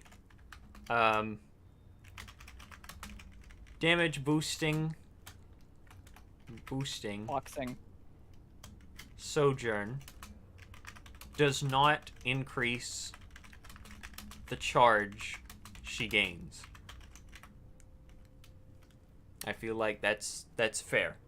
Because having a Mercy damage boost and a Zen Discord on the same team means you can just get a blast from your right click so fast. Oh, I want to bring up, I don't think you specified in her damage is 75 damage per second. That's for the slowing field. Yeah. That just kind of looks like...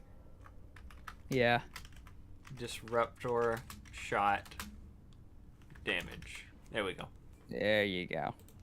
My bad. I meant to do that. Mm-hmm. What's different? Oh, there's a space in it. Oh, there's a space, yeah. I was like, what was the suggestion? All right. Do you have any other points about Sojourn? Otherwise, I feel like she's fine. I've never really had any complaints about Sojourn. Hunter's the one that complains about Sojourn, and I'm like, you're just bad. I'm just like, you're just bad, Hunter. To be fair, though, I can't play Sojourn for the life of me. But I think that's just because I'm not good at aiming her primary projectile fire. He would specifically say, "Oh, I don't hate Sojourn. I just hate when you play Sojourn." Because I play Sojourn wicked. Hunter, sorry, Shrigus, after you left last night, me and Hunter played a few more games, and he went Sojourn in one of the games, and I was destroying him as Soldier 76. But he still said at the end, I want to say this, Noah, I know I'm bad at Sojourn, but I just gotta say, I still think Sojourn is overtuned. Yeah, she's still overtuned. I gotta agree with him. Yeah, I think we all agree in the same scenario that there are some things that Sojourn just has a bit much going on. I think that's just her slowing field, in my opinion. I think her ultimate's fine, her secondary fire's fine, and her primary's fine. Yeah.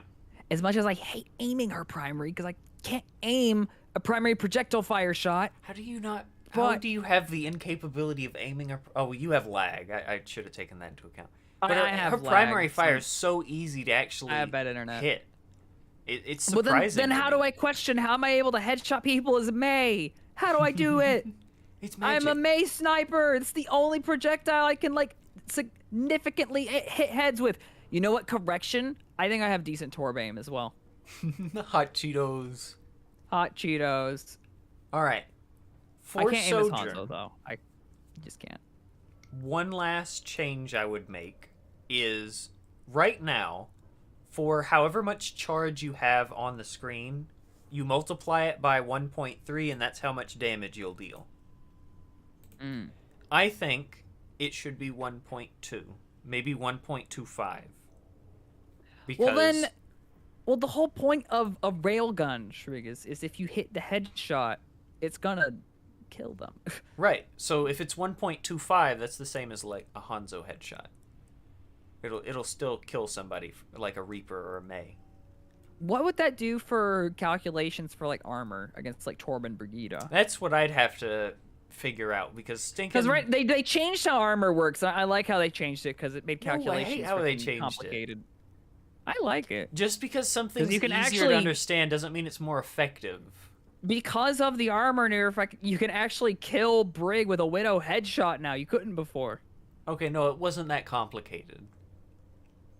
If you it deal wasn't over 10 damage, but it was frustrating for certain heroes. If it does less than 10, it gets halved. If it's beam, it's 30% off. And if it's damage over time, then it's not are you talking effective. about Overwatch armor? Overwatch 1 armor? Yes. I was talking about the Overwatch 2 armor change they made where, like, it recalculates it on the go. Oh, you mean so, like, the other stupid one that they made?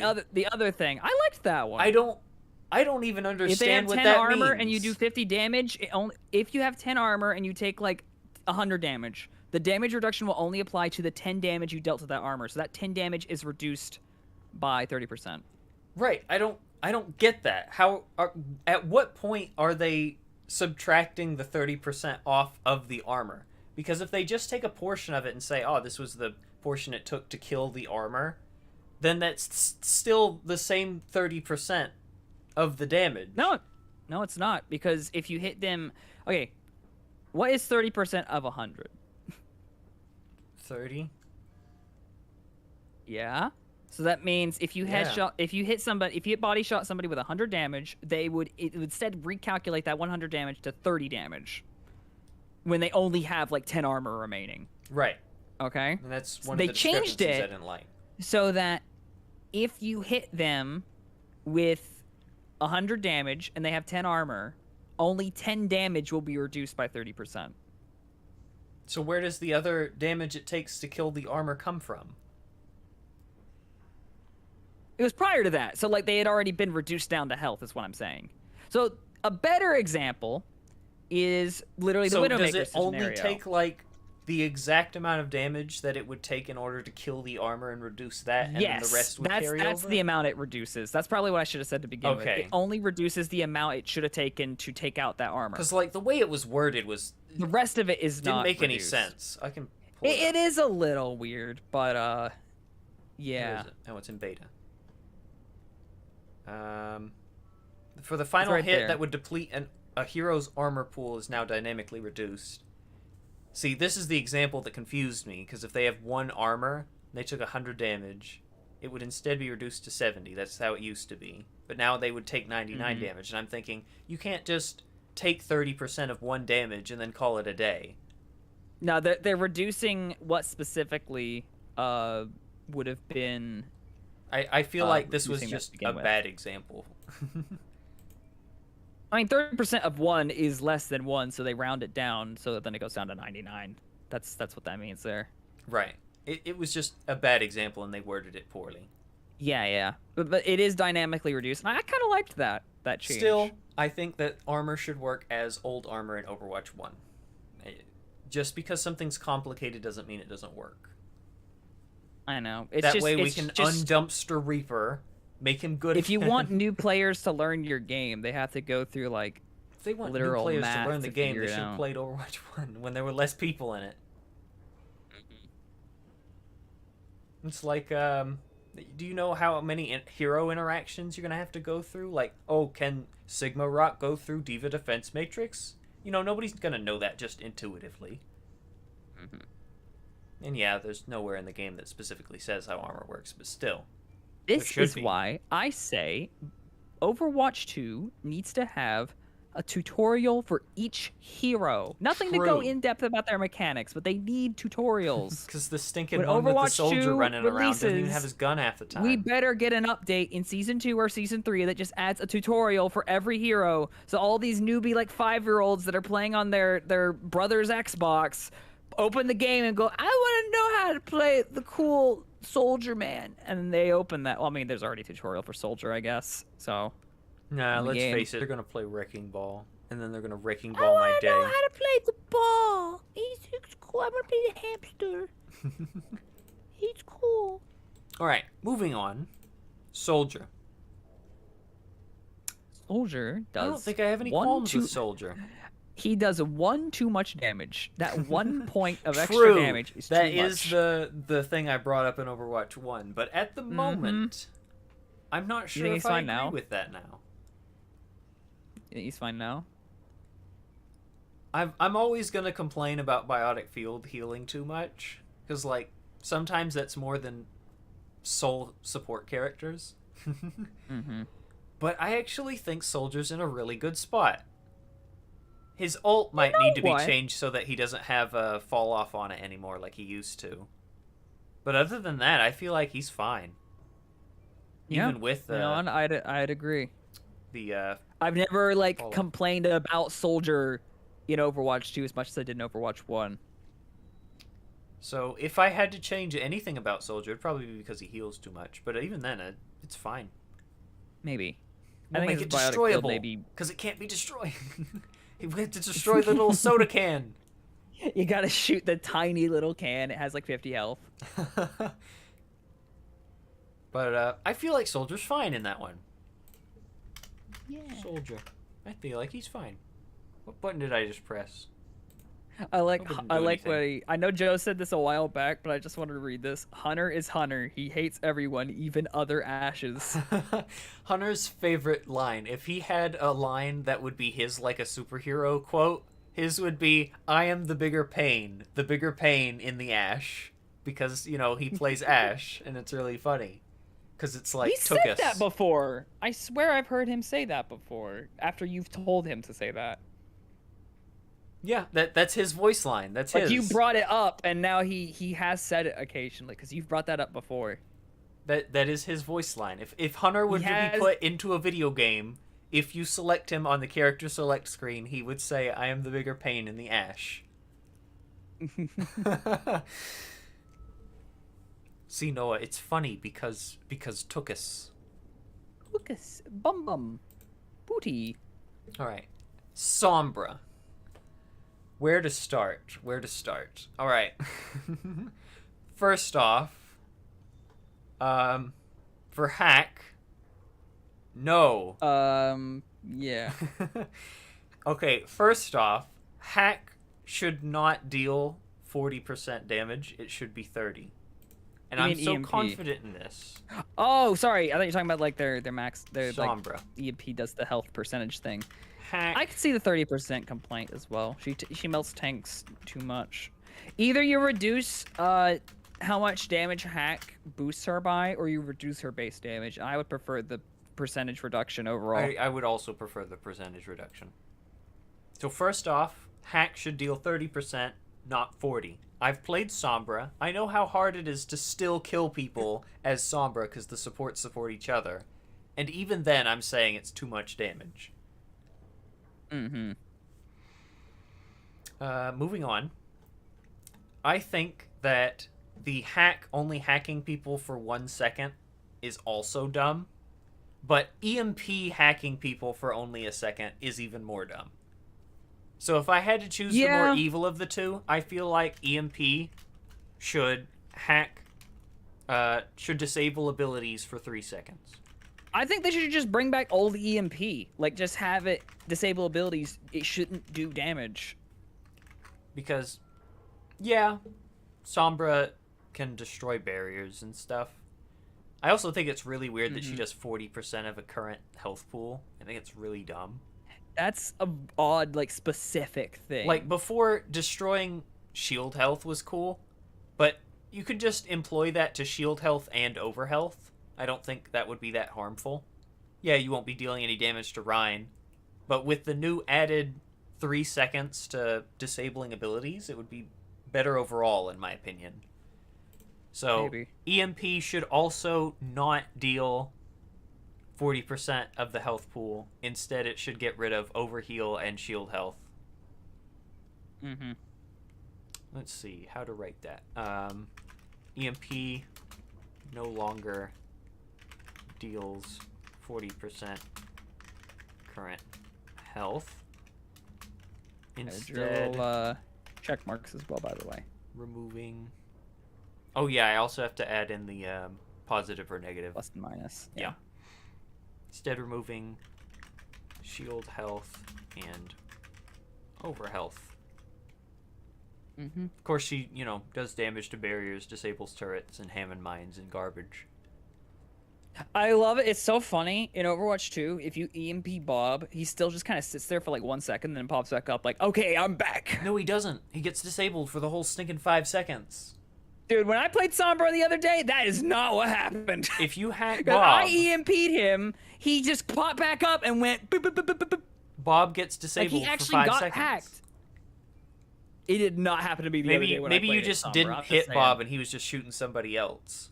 But he was purple and glowy, and Well, he maybe had it the was hack because symbol. he was drunk. I don't know. It's Bob. You don't know what He kind of got bars EMP'd. Bob's going to. Let's see. Anything else about Sombra? Not really. I feel like we've said enough. I remember we used to complain a bunch about like she shouldn't hack one visible, and I'm like, then after playing her a little bit more, I'm like, I see why now. Well, that's because hack is, bad now. Yeah. It's so bad that now I feel like she should be able to hack while invis. I feel like it's fine. Like, maybe if I had to add one more, I'd say hack disables abilities for 1.5 seconds instead of just 1. Because it feels like it's Maybe. half a second instead of 1. I'm gonna be honest. Because I hacked a Pharah out of the sky by teleporting into the air and hacking her, and she immediately just started she falls flying down and again. just pops back up. She Yeah. she did not flinch. So I feel like hack should also be increased in duration because it feels like it's 0.5 seconds instead of 1. But I don't know the right numbers on that, so I'm gonna leave it be. Who's next? Symmetra. Yep, Symmetra's in this game. Mm-hmm. You can play her. Sure is here. It's She's cool. playable. Yeah. Symmetra Anyway, needs a full rework. Torbjorn. How to rework Symmetra? So I see where they were going with for the photon projector and its charge and stuff like that. I could see where they were coming from. I saw a really good video review, but I don't remember. I didn't watch the full thing talking about Overwatch 2 Symmetra and what they should do about there. The video's concept was literally like going over a rework for her, but I didn't get to the rework section because I just kind of stopped watching the video. Oh, you'll have to share that with me later. I don't even know if I can find like it. to It see wasn't it. even by like an Overwatch YouTube guy. It was like some random dude. The title of the video was like Symmetra should become Doctor Strange. I'm like, what? Anyway, what the whole point of that is that her current kit doesn't even match her lore. No, it really Because doesn't. her lore is that she can create stuff out of just light, right? Why does she have teleportation? So instead, we're gonna scrap this, make her a tank, and she's gonna have like Fortnite moves where you build houses. She just builds like cranks 90s. Literally can build like in Fortnite, builds a whole tower in like 5 seconds. Because other than like photon barrier and maybe teleporter, her kit does not obey her lore at all. I mean turrets too. Turrets kind of obey the lore actually. What would you use turrets for in construction? Like maybe security measures on the building, but even then that's a stretch. Cause like people going on about Symmetra should place turrets that heal people. And I'm over here like that doesn't match. That matches her lore even less now. It actually matches more to the lore because like the Zen story, but even less because boo, support sim, boo, no support sim. We'll just make her a tank and crank 90s. What I heard someone come up with is that her if we're gonna stick with support sim, because this one actually was pretty interesting, that her right click is what shoots healing turrets, and the turrets would disappear after a few seconds after doing a specific amount of healing, like Moira Orb. Oh, where you get to choose what kind of turret you shoot out? Like one's for no, damage, it's just like right click was a healing turret. You just hold right click and it shoots out a turret. Then you have no ranged option. Are you gonna figure out that one, Einstein? What do you mean by that? Like her range damage? No range damage. Guess you're just close now. Right, I get that, but Are you gonna teleport in somebody's face? Do it, I dare you. I mean, maybe if you could choose what kind of turret it is, but I don't know how you do that with, right click. Yeah. Well, I mean, it would just be like press E, Moira Orb selection. Left for damage, right turret for support. or healing turret. And then you get the stupid, I'm a support main that's only a damage sim. I only throw damage turrets and never heal people. I just don't see like Symmetra's beam doing healing. I don't see that. Her whole kit doesn't make any sense, and she really needs a rework. So for other characters just do list, not make sense in Overwatch. Torbjorn, they were able to get it working because his whole kit isn't built around building. It was built around do damage and hey, you have a turret. Symmetra's whole kit is built around I can build things. Bob the Builder. There. Make her a tank that can crank 90s. The crank 90s just means like spinning your mouse around real fast. I mean like. Oh yeah, you're right. I should you have to crank to build. Yeah. There we go. There you go. That's it. There. Build for the funny. Build. Oh, I forgot to add in the ticks. Hold on. So that's a nerf. That's a buff. And this is a change. And then, you know what? I'd say this is a buff for Sim. 'Cause she needs a rework pretty bad. She'll be every hardly worked in role at that Overwatch point. 1. She's been support, not damage, Yep, and then she's she'll been just in every become role. tank. We'll give her the May treatment. We'll just shove her in every role. It'll be fine. A new version of Symmetra in every role. It's just like 3 Symmetras in the Yeah, game. 3 You can just Symmetras. choose one for. They're like slightly a different And color. if you choose one Symmetra on any of the roles, it's locked out on all of the others. If you choose tank sim, nobody can play damage or support sim. If you choose support sim, nobody can play tank or damage sim. Torbjorn, I think he's fine. I actually like have Torb. not seen a lot of Torbs, but when I have, I actually don't He's complain fine. about him as much. Yeah, turret's still a little bit annoying, but I think it's fine. If I had to change anything, I'd say maybe Overload should give armor again. What health does Torb turret have right now? 250. I don't think they changed it in Overwatch 2. It doesn't have armor. Still does a it? lot of sticking damage, but you know. It doesn't have armor, does it? No, it doesn't. I was thinking, like, what if Torb turret had like a little less health, but they replaced they added into the health like some armor health. So it was like 200, it's still... but 50 of it was armor. No, I mean, that's armor's just more. not That's as good just as more. it used to be. That's just more health. No. What? No. So 150 health sorry. and 50 I thought armor. I thought you said 200 health and 50 armor, and I was like, no. You also have to remember That's that just armor's still not as good as it 250 used with to 50 be. armor. Now I like that though. That's like 150 white health with 50 armor. I could see that. I feel like it would be annoying, but you know, if you're trying Still to play less Moira than or 250. Diva, you're not going to be able to kill the turret ever if you give it Yeah, armor. if you're talking old armor. Well, I'm I mean, still even against now the armor old at armor 30% decision, damage but- reduction. Dude, that 30% damage reduction doesn't do anything. It's a Yeah, a it flat does. reduction across all the damage types. If you're doing like 5 damage per Diva explosive rocket.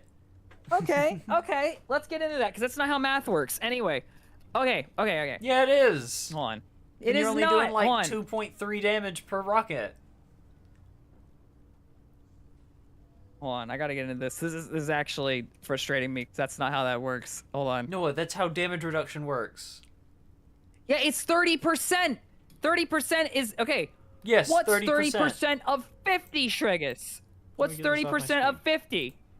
What's 30% 30% of of 50. 50 times 0.3, I suppose. 15. Okay. So that would be 15 What's off. 30% of 2? What's 30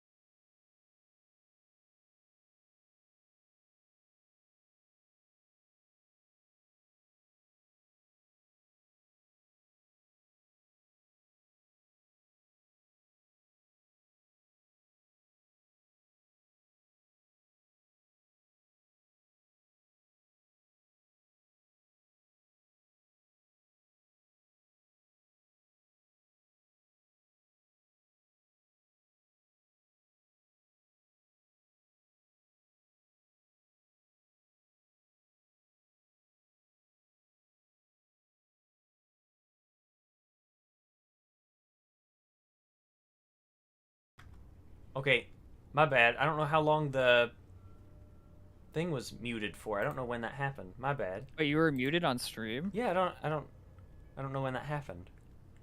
It's probably when I was typing into the calculator. I have plus and minus as my mute and unmute. My bad. My bad. Wait, you have that set for OBS as mute and unmute? Yeah. Oh, Dude, sorry, you I know don't how have a fancy frustrating that schmancy is? $800,000 microphone. Dude, set it to like control minus or control plus. Yeah, I need to do that. Yeah, do But that. I forget. Oh, hush, I do Hunter. have minus He comes set back as and my, hears mute. pure silence and says this was I expected. do have mute set as my mute unmute button in Discord, but that doesn't really affect as much. Yeah. Anyway, apologies for being mute. We didn't really discuss much other than just arguing amongst each other. Were they able to hear me? I don't think so. You just have that like a global mute? Dang. Yeah. I'm funny like that. Anyway, I'm overall, quirky. Torbjorn, he's okay. I feel like Okay. he's fine. If I had to change something about Torb, Probably the turret. actually, it'd probably be his right click, because his right click stinks. Still. That is true. His like, why would you right click when you're up close to people? Just do the primary fire. Just do the Yeah. funny hammer.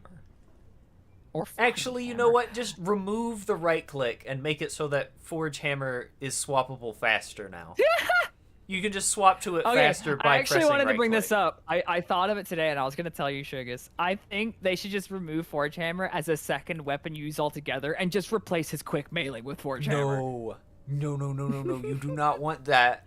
Mm-mm. You do not want that, sir.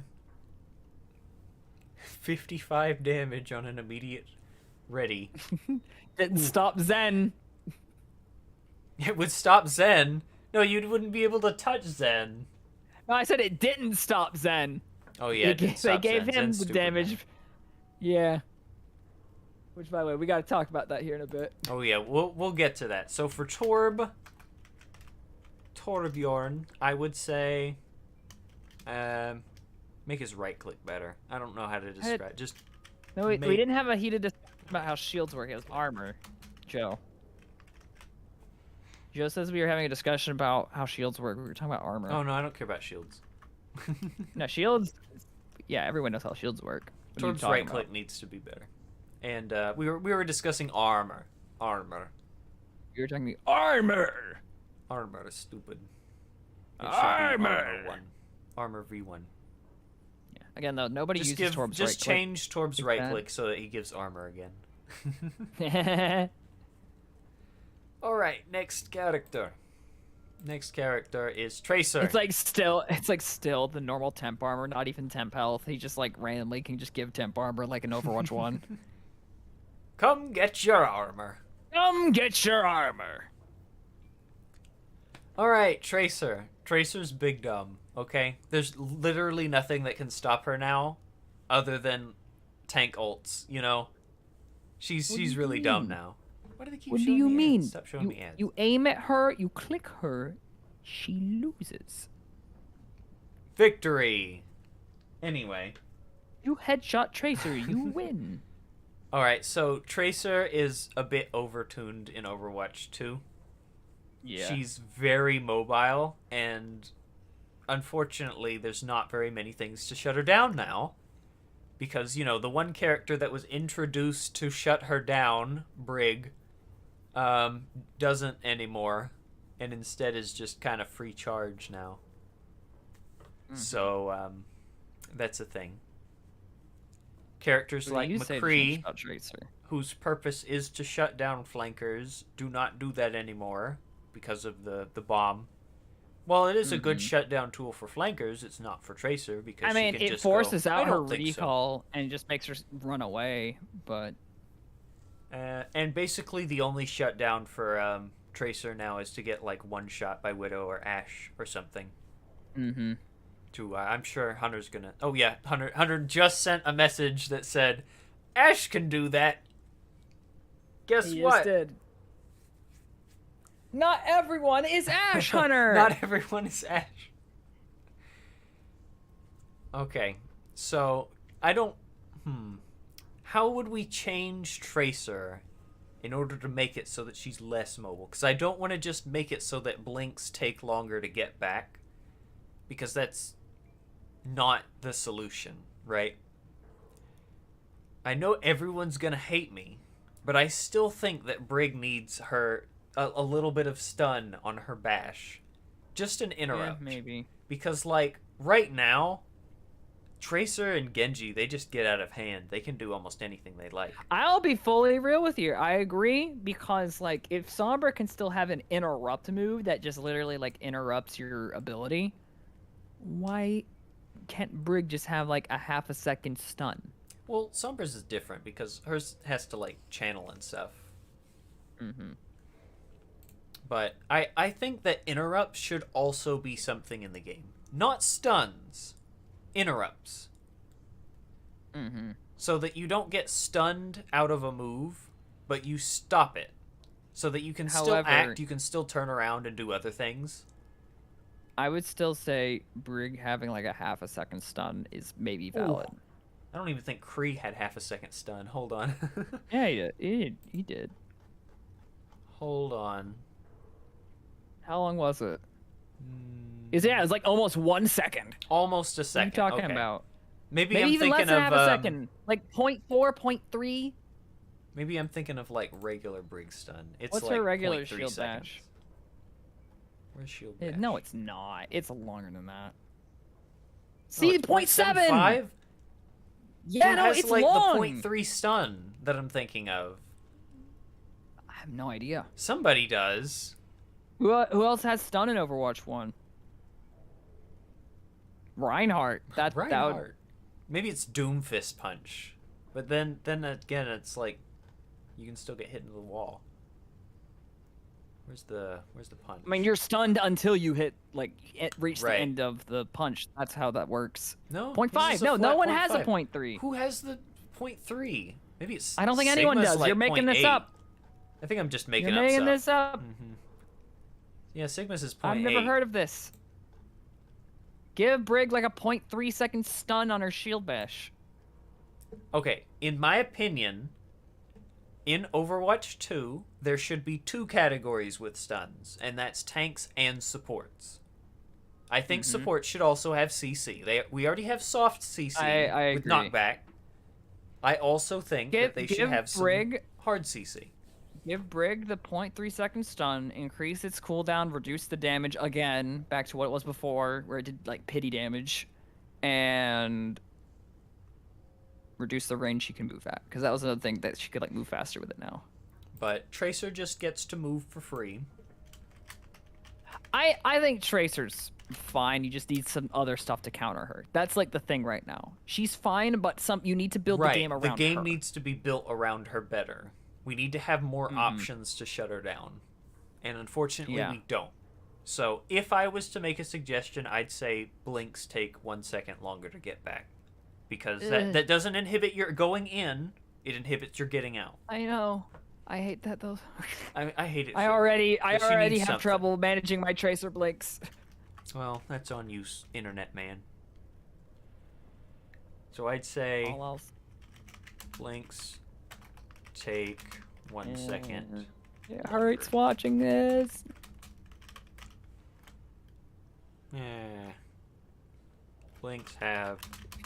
Joe says the best way to change Tracer is to make her 80 pounds heavier. She went on an eating spree. Tracer is now moved to the tank category. She's fatter now. Video game. No, has really Trigus. obese character. Also video game. I diagnose you with tank. Tracer is now slightly wider and has 175 health. Wide Tracer. Because that's our favorites. Adding just a random 15 or like 25 HP to people. It's my favorite. Hunter says, I'm all Or on for it. I don't know what Widowmaker, you two are talking about. Hunter, if I you wanted to know, see fat Tracer, I'd just Widowmaker look up reducing. Tracer on Google. Okay? Like, I don't want Tracer to have more health. That would be disastrous. I don't want Tracer to be fat. Well, then don't look her up on Google. Internet's gonna have a lot of fun with that one. Yeah, Alright. Hunter, remember the time when like when Blizzard was getting canceled that they basically destroyed the entire like video game economic system? Yeah, you should Google it. Google tracer inflation. Mm-hmm. Anyway, keep going. Alright, we got Widow. I think Widow is too strong in Overwatch 2. Bite me. Because Widow can just eliminate anybody because of lines of sight that exist now because of the less tank. I thought Widow was like in a good spot now because Widow was almost like not really fun to play in Overwatch. Well, 1. Now she actually is playable. I'll reiterate. I think she's above balanced. I think she's a little bit stronger than what she should be. Not much, just a little bit.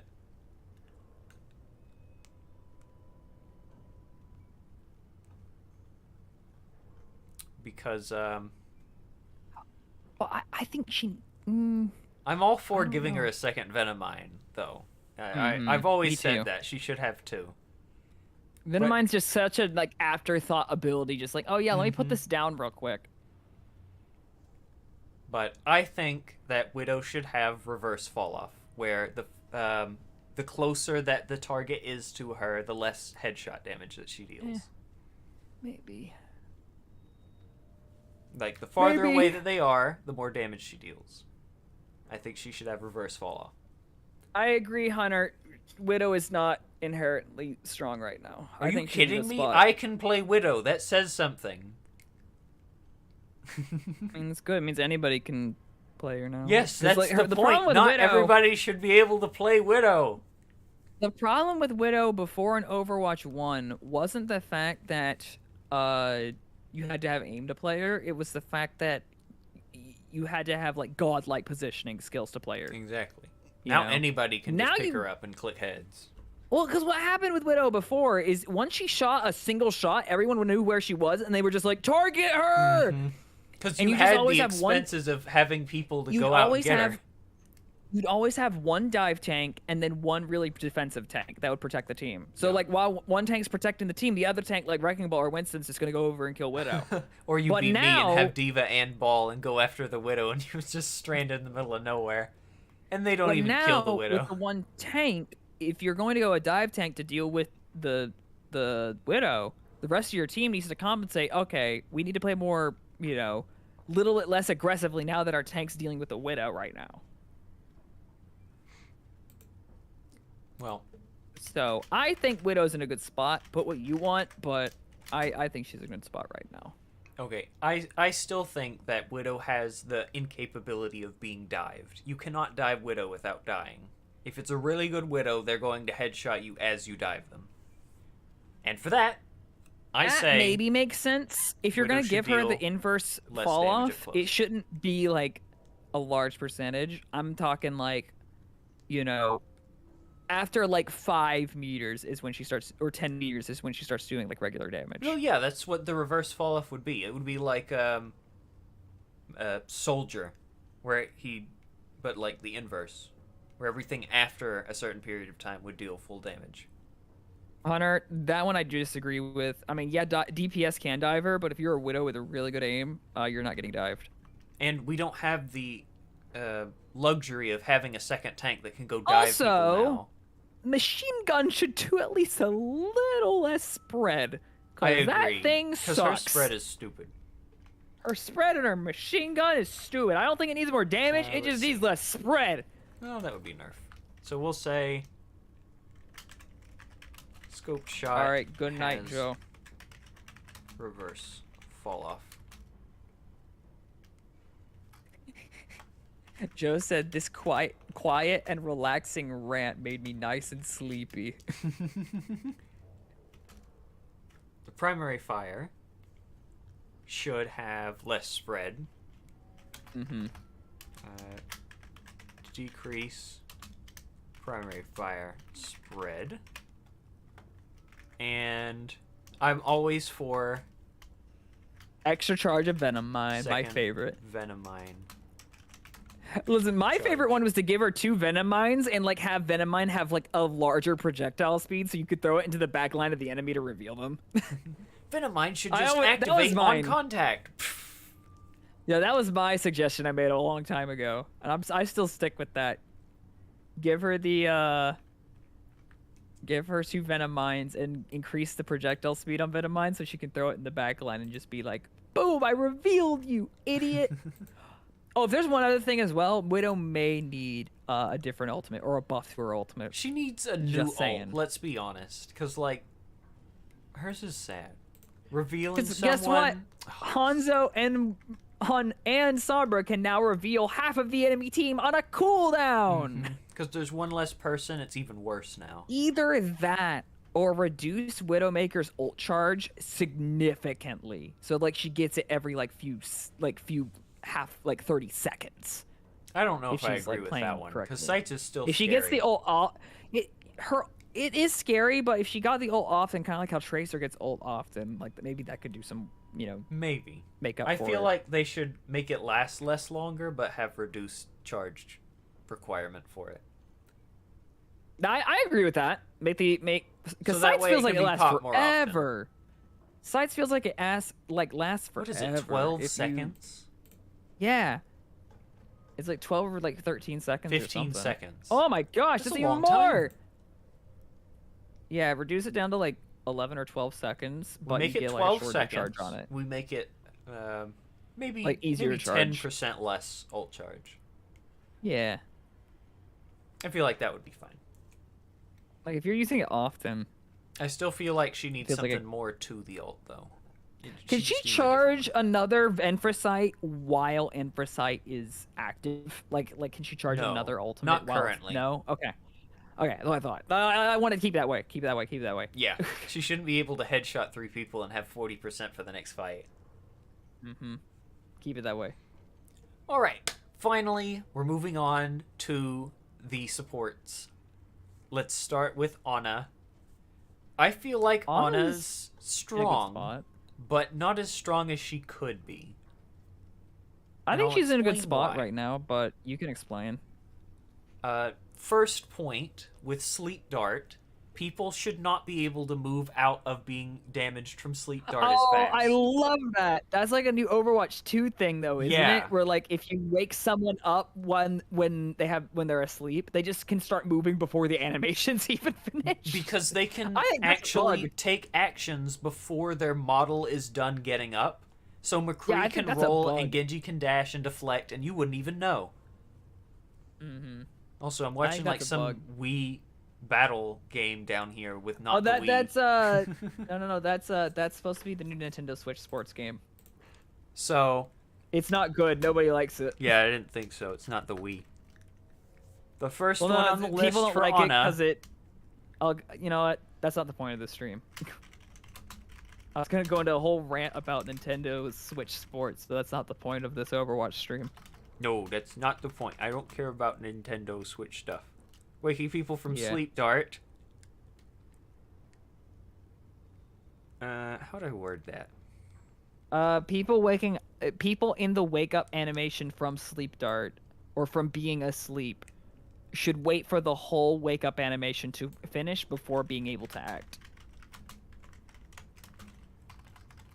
For the full... Or you can just type in fix the wake up acting bug. Or wake up animation bug works too. I hate that. It's so much work to sleep a Genji, only to have him be woken up by somebody else and he deflect the dart or the Bionade back at me. Yeah, because he can just like deflect as he's waking up. It's stupid. It's really dumb. They should wait for the I don't full like wake that. up animation. Bionade confuses me. Like, I get that there's one less person to hit with Bionade, but why reduce the duration and the range of Bionade? Did they reduce the range? I didn't know about that. Yeah, they reduced the range of it. It's so much smaller now. I think the reason they did that is because Ana had the potential to nade the entire enemy team like really often. No, they did that because Junker Queen. No, I was gonna say that, and but then they added Junker. No. Then they added Junker Queen, and they were like, "Oh, Ana could do the exact same thing on a 10-second cooldown. Let's change that." Because they weren't at the same time. Like they reduced the duration after, like the patch right before Junker Queen was available in the Well, second because beta. they were already planning. They were already planning Junker Queen's kit like a Right, year but I don't ago. like that. I don't like the competition of having somebody in an entirely different category steal from someone who's already been in like almost the base game. They shouldn't be worse because you're better, you know?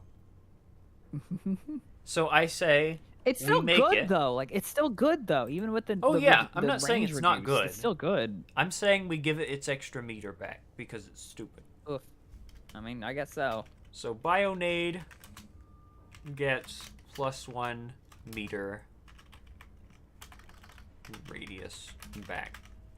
We just revert it to how it used to be because it's so small. Okay. And I'm thinking in my mind, all right, I have all the muscle memory in order to throw this nade at somebody, and it somehow miraculously doesn't hit them. It's really dumb. What else? Other than that, I feel like Ana's pretty fine. Nano's good. Nano's still. good. Bionade's Anti's good. Sleep Dart's good. Good. Sleep Dart Also, needs to be the fixed. extra meter on Bionade will help me heal my teammates more with the buff healing. Because I've also tried to use it for hitting multiple teammates and only end up hitting one. New change! Bio grenade will not explode on contact with teammates. Instead, if you want it to explode in midair, you have to press to E shoot it. again. You have to shoot it. Like Ash Dynamite. Cause oh my gosh, I hate when my my Reinhardt in front of me is just like at 499 HP or like one has lost 1 health, and I'm trying to shoot the Genji who's at 10 health in the back line, and I hit him, and then my Genji dies. Just in Overwatch 2 alone, I can't tell you the amount of times that I've thrown a nade and a dude behind me takes the nade.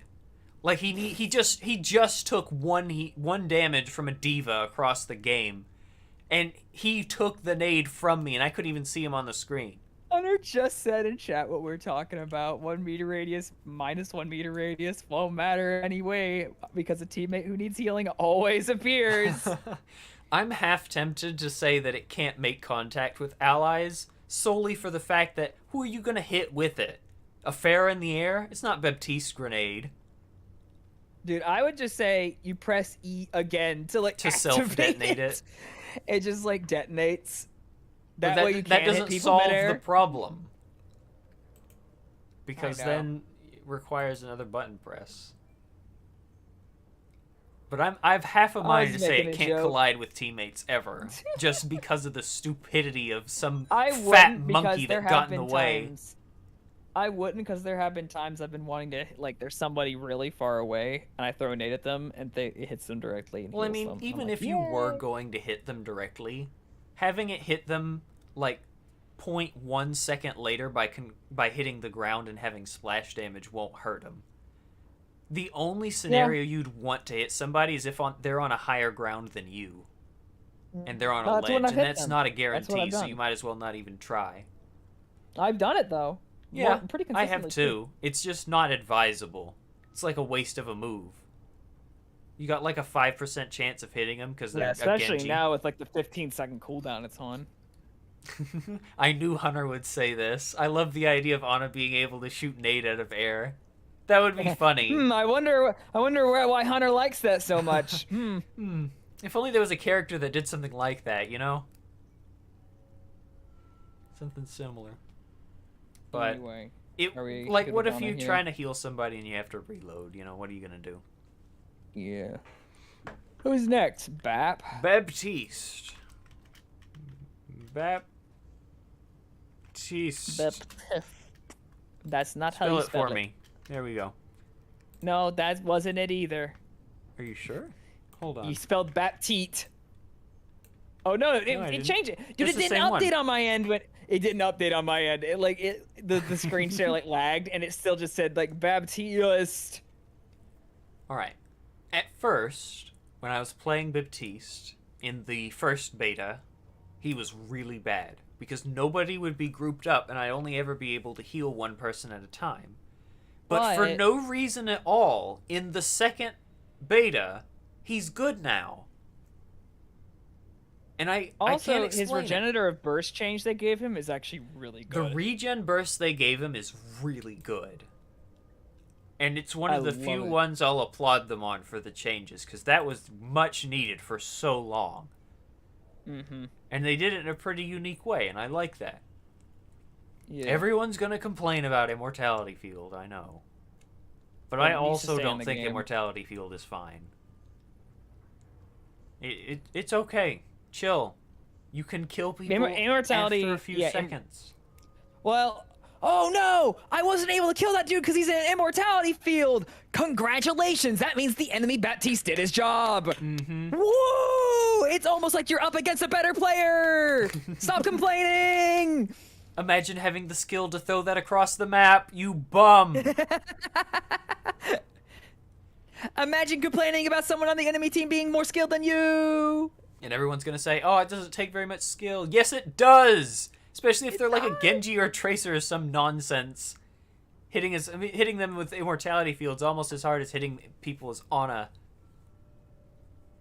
Well, like, all the pros will tell you, oh, just throw a secondary fire out first, see its arc, and then throw out the immortality Right. field. It has a similar arc. And I was like, yeah, Zarya does that too. It doesn't mean I'm gonna press right click before throwing out Graviton Surge now, am I? That's just wasting time. Imagine having the luxury of right-clicking and trajectorizing the arc before throwing Immortality Field instead of having to stress do it because your stupid Rein's on 1 health. He just got antied around the corner and the Queen's coming at him with Carnage. Doesn't stop people from walking out of range of immortality Oh, that's the field. worst. If I had to make a change for BAP, it should You know be what? more visible if you're in Immortality Field. It needs to just say on screen, immortal. Because right before they released BAP, the Immortality Field radius around it was like one of those beams in the custom games, you know? Yeah. Where you could very visibly see it. And I hate that they removed it, because now you can't even tell if you're in it or not. Real quick, I need to say, Shrigus, have you done Drunker Queen yet? Yes. But we can go Can back you- afterwards. Yes. Okay, first of all, After we're done with Baptiste, can I just genuinely suggest, if in Immortality Field's range, on-screen text appears that says immortal, Would be really cool. do that, because I have a similar suggestion for Junker Queen's knife. Is more visible and shows. You know what? No. I think this belongs in the general changes, because I've had that complaint too for a really long time, where status effects aren't shown to you at all times. If Sombra's revealed, everyone should have the ability to Ana's see if they're anti revealed. is super easy to see because your health bar turns purple and there's a bunch of purple on your screen saying, "Hey, you can't be healed!" And you also die, Run which is also a part of it. away! Also, you die. Yeah, that too. You know, you have like 15 seconds to see that you've been anti. But You just get more I'm text a on firm screen that believer. says like, you know, stuff like hacked and stuff. I like they did that with Cassidy. It says stuck on your screen when you're hit with the grenade. I like that. I also think that Kree should have Does it say the stuck word when you're stuck with Baptiste? It's not Baptiste, with Bastion? No, Why not? It's a sticky grenade. but it's a discrepancy in the game. It's not consistent. I mean, you're not gonna okay. say stuck for every single echo mine, right? It just like pops up. But I believe that everyone globally should have a showing of status effects on your screen. They do it for hooked and pinned, which is fine, but you should also show when you're revealed from Hanzo, Arrow, or, you know, Widow alt. You Yeah, should also revealed be should be on screen. Yeah. Freaking Sombra has that. Why isn't everyone else?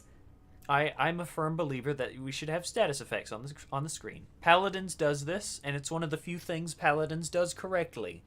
I'll give them that. Also, I was gonna add this. Queen needs a status effect that appears when you get people with a knife that just says stabbed. That's it.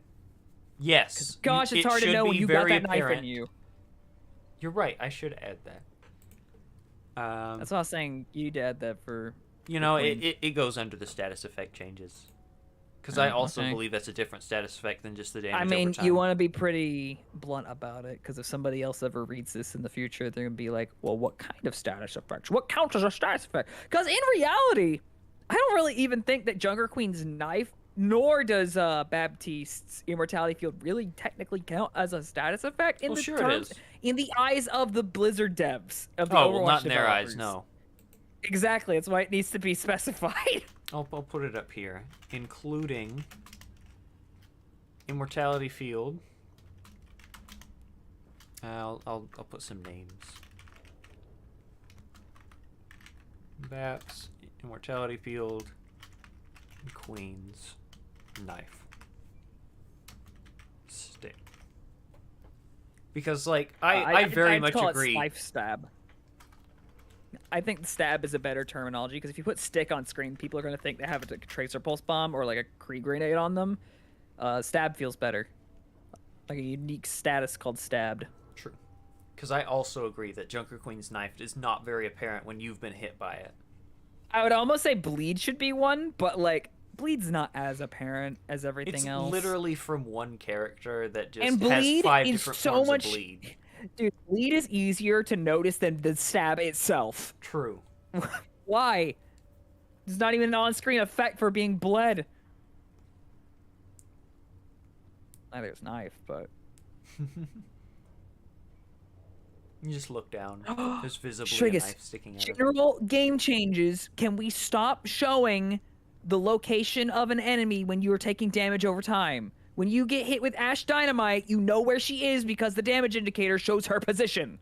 I don't think hate that's that. that bad. It's so annoying. I think it I should can just get it not for the show initial. Okay, the it should show where it was initially direction. thrown from. Is what I'm saying. The damage indicator should show where the projectile that is doing the damage to you to begin with was thrown from. I don't Why think does it it should show do that the at all. location I think it should of not the show at enemy? all. I think around the reticle of your thing, you should take damage, but you shouldn't show a direction at all. That way, it doesn't make any sense because it's coming from you. I think bleed does the same thing. It, Damage shows over the time direction is of the on queen. your location at all times. Why should I know the location of my attacker from that information? Or even from the object that killed me that's no longer there? Yeah. Should just not show a damage indication for damage over time like that. It should maybe do like a low, not like a thud, but you know, like around the reticle. It would just go thunk, thunk, thunk. Yeah, that's what I was saying, Hunter, in chat. Yeah, everyone should just have the detected thing on their screen whenever they're being revealed by Hanzo, Sombra, or Widow. Revealed, detected, something to show that I'm being detected seen. is already in the game. I think just reuse that. Oh bosh, that's like 6 letters. They can change it. Detected's exclusive for Sombra because she's invisible. Revealed's a better term. Maybe. What were we just talking about? Oh yeah. So damage over time should not show The location. Or show a damage indicator. There you go. show A damage indicator on reticle. directional damage indicator. Perfect. Indicator. Like, I'd say for initial hit for Ashe, that makes sense to have the damage indicator, but all that damage over time is just like, oh, she's over there. Guys, I see where she's going. She's going through that She's one going building down that on hallway. Let's go get Dorado. her. She's going down that one building on Dorado. Get her. Alright, I'd say that's fine. Alright, There is delay, Hunter. Sorry. There's a lot of next stream delay. is Brig. So Brig exists. I genuinely think She's in Briggs. this game. I've heard a lot of people say in Overwatch 2, Briggs in a good place, but I've heard some people say, including you, Trigus, that maybe give her the stun back for Shield Bash. Just simply say, revert her Shield Bash to what it was before, but give her a 0.3 second stun. Alright. Brig has 2 major problems. One, she doesn't do anything. And by that I mean, her original purpose was to Yeah. claim space and take that space, and no one can take the space from me. No flankers. Didn't we? No protections. No Yeah. nothing. Didn't we bring up before that one good thing that Brig could have in Overwatch 2 is to give back at least a little bit of the temp health she gives from armor pack? Now, Because now it's not temp armor anymore. It's Right. regular shield health. No, it's regular temp health. So I'm considering making it so that any health that repair pack heals over a max health turns into shield health, like half over health. yeah. Because wasn't it before like a 1-to-1 ratio, like whatever over health you got? Yeah, before and it was to armor too, health? which was really strong. And yeah, I don't want to That give was somebody bad. like an extra 110 over health. So we could say like half, right? I feel like that would be fine. Less than half. But Brig's ult is just stupid now. Armor's what made the thing, and now it's just Queen Shout, but it takes longer. And I really don't like that. Rally should have an instant cast at the beginning of the ultimate. Rally should Like give... it doesn't. You don't slowly build up our the. I agree. health. Everyone in range of you But should give anyone near more you over will health. get the slowdown. So like if there's people already near you when you activate it, they'll get the instant. But if you walk up to someone else that's far away from you, then they start to get the slow build. I'm of the, still temp against the armor. philosophy that the Temp game health. has where you don't get over shield and over armor anymore. Because I really want to give Brig the capabilities of giving people armor again. But it just doesn't work with the flow of the game now. And that makes me sad, because I'd also want to give Torb his armor over health again. I disagree. I didn't like it at first, but after playing it, I actually really like the addition of changing everything to just over health instead. I still don't like it. I get making over shields that way, because it's a buff. It no longer gives ult charge now. That's cool. I don't like the armor replacement, because there's only 2 characters in the game that can give themselves armor, and that was Torb and Brig. But it limits the capability of making new characters with unique functions like that. But that is a personal philosophy versus game philosophy, which I'm not gonna just tear into because I don't like it. I like it. It's just, it's a different matter of perspective, I guess. Because I also don't know how to change Rally so that it's better now. Because without armor, it's just garbage. For Rally, I would say it's just worse beat now. It's worse Queen Shout. Yeah. Let's be honest. And we can't just make it Queen Shout, because one of the suggestions I had always made was movement speed gets applied for Brig and allies too. Oh yeah, that was another thing about Rally. Does it just like not heal at all either? It's just armor. It's just temp health. Yeah, it's just armor. I think it should heal too. Like it should just increase or just like have a constant inspire radius around her. Like it's always active inspire. Mm-hmm. Maybe that would work too. So like Rally, it has the temp. Either it gives the instant temp shield, or it has a constant Rally hitbox around her that's always active during Rally. Or say a constant inspire hitbox. I think I said Rally. Maybe. I'm not sure about Rally, because it just has so many flaws now that the Overwatch 2 game denies. I'm not sure. She just needs a new ult. I mean, the whole point of Rally, I think, is just to like push in with your team, and then you Brig basically become near invincible during it, so you can just like slap people during it and get that Maybe. inspire heal. But I don't know.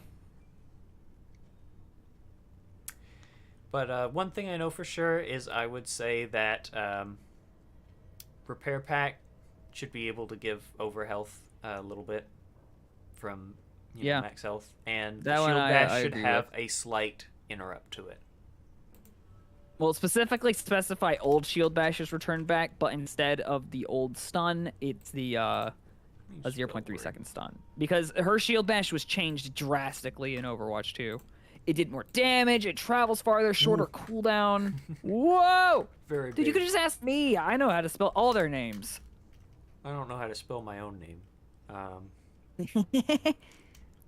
Okay, so everyone's gonna hate it. Shggris. Brig Shield Bash has a 0.2 second stun. I like that. And it's really far now too. Like you can travel some distance with that sucker. That's what I was saying. It needs to just be reverted back to old Shield Bash, I think. I Just agree. with a 0.2 second stun. Should it go through barriers? Because it No. stuns now. No. Nah, we're gonna have to revert that too. It never went through barriers to begin with. It did, and it does now in Overwatch 2 because it doesn't have the stun. What do you mean? I never was able to go through barriers in Overwatch 1 with Brig. You used to. Then they changed it like immediately because they're like, oh, tank players don't like that. Yeah, I also don't like that. I'd rather keep it that it can't go through barriers. And I agree with the tank players in this scenario. barriers. Doesn't it still not go through barriers in Overwatch 2? In Doesn't it Overwatch still 2, not it go goes through through barriers barriers in Overwatch now 2? because there's no It does? stun. I did not know that. I did not know that. I mean, you're not gonna want to shield bash a Reinhardt because then you're gonna get slapped. Well, then if he raises his hammer, you just use the flail. So. Yeah, and you still get slapped because wonky hitbox from Ryan. Alright, I'd say Brig, repair packs will... I think it's really funny that in Overwatch 2 you can still clash like Doomfist Punch and Reinhardt charge with Brig Barrier Shield Bash. Do you know that? What is it? In Overwatch 2, Brig can still clash with Rein charge and Doomfist Punch. Oh yeah, I still think that's dumb. But it's better than the Brig getting away scot-free. Oh, okay, I think in Overwatch 2 how it is now, Brig should just get hit. I don't know why she clashes it. But if she was given the stun back, it would make sense. Yes. Mm-hmm. But in Overwatch 2, Overwatch as it is 2, now, she it should just shouldn't be ran clashing. over. Sorry, Brig. She should just get pinned. I don't know why she could still do that.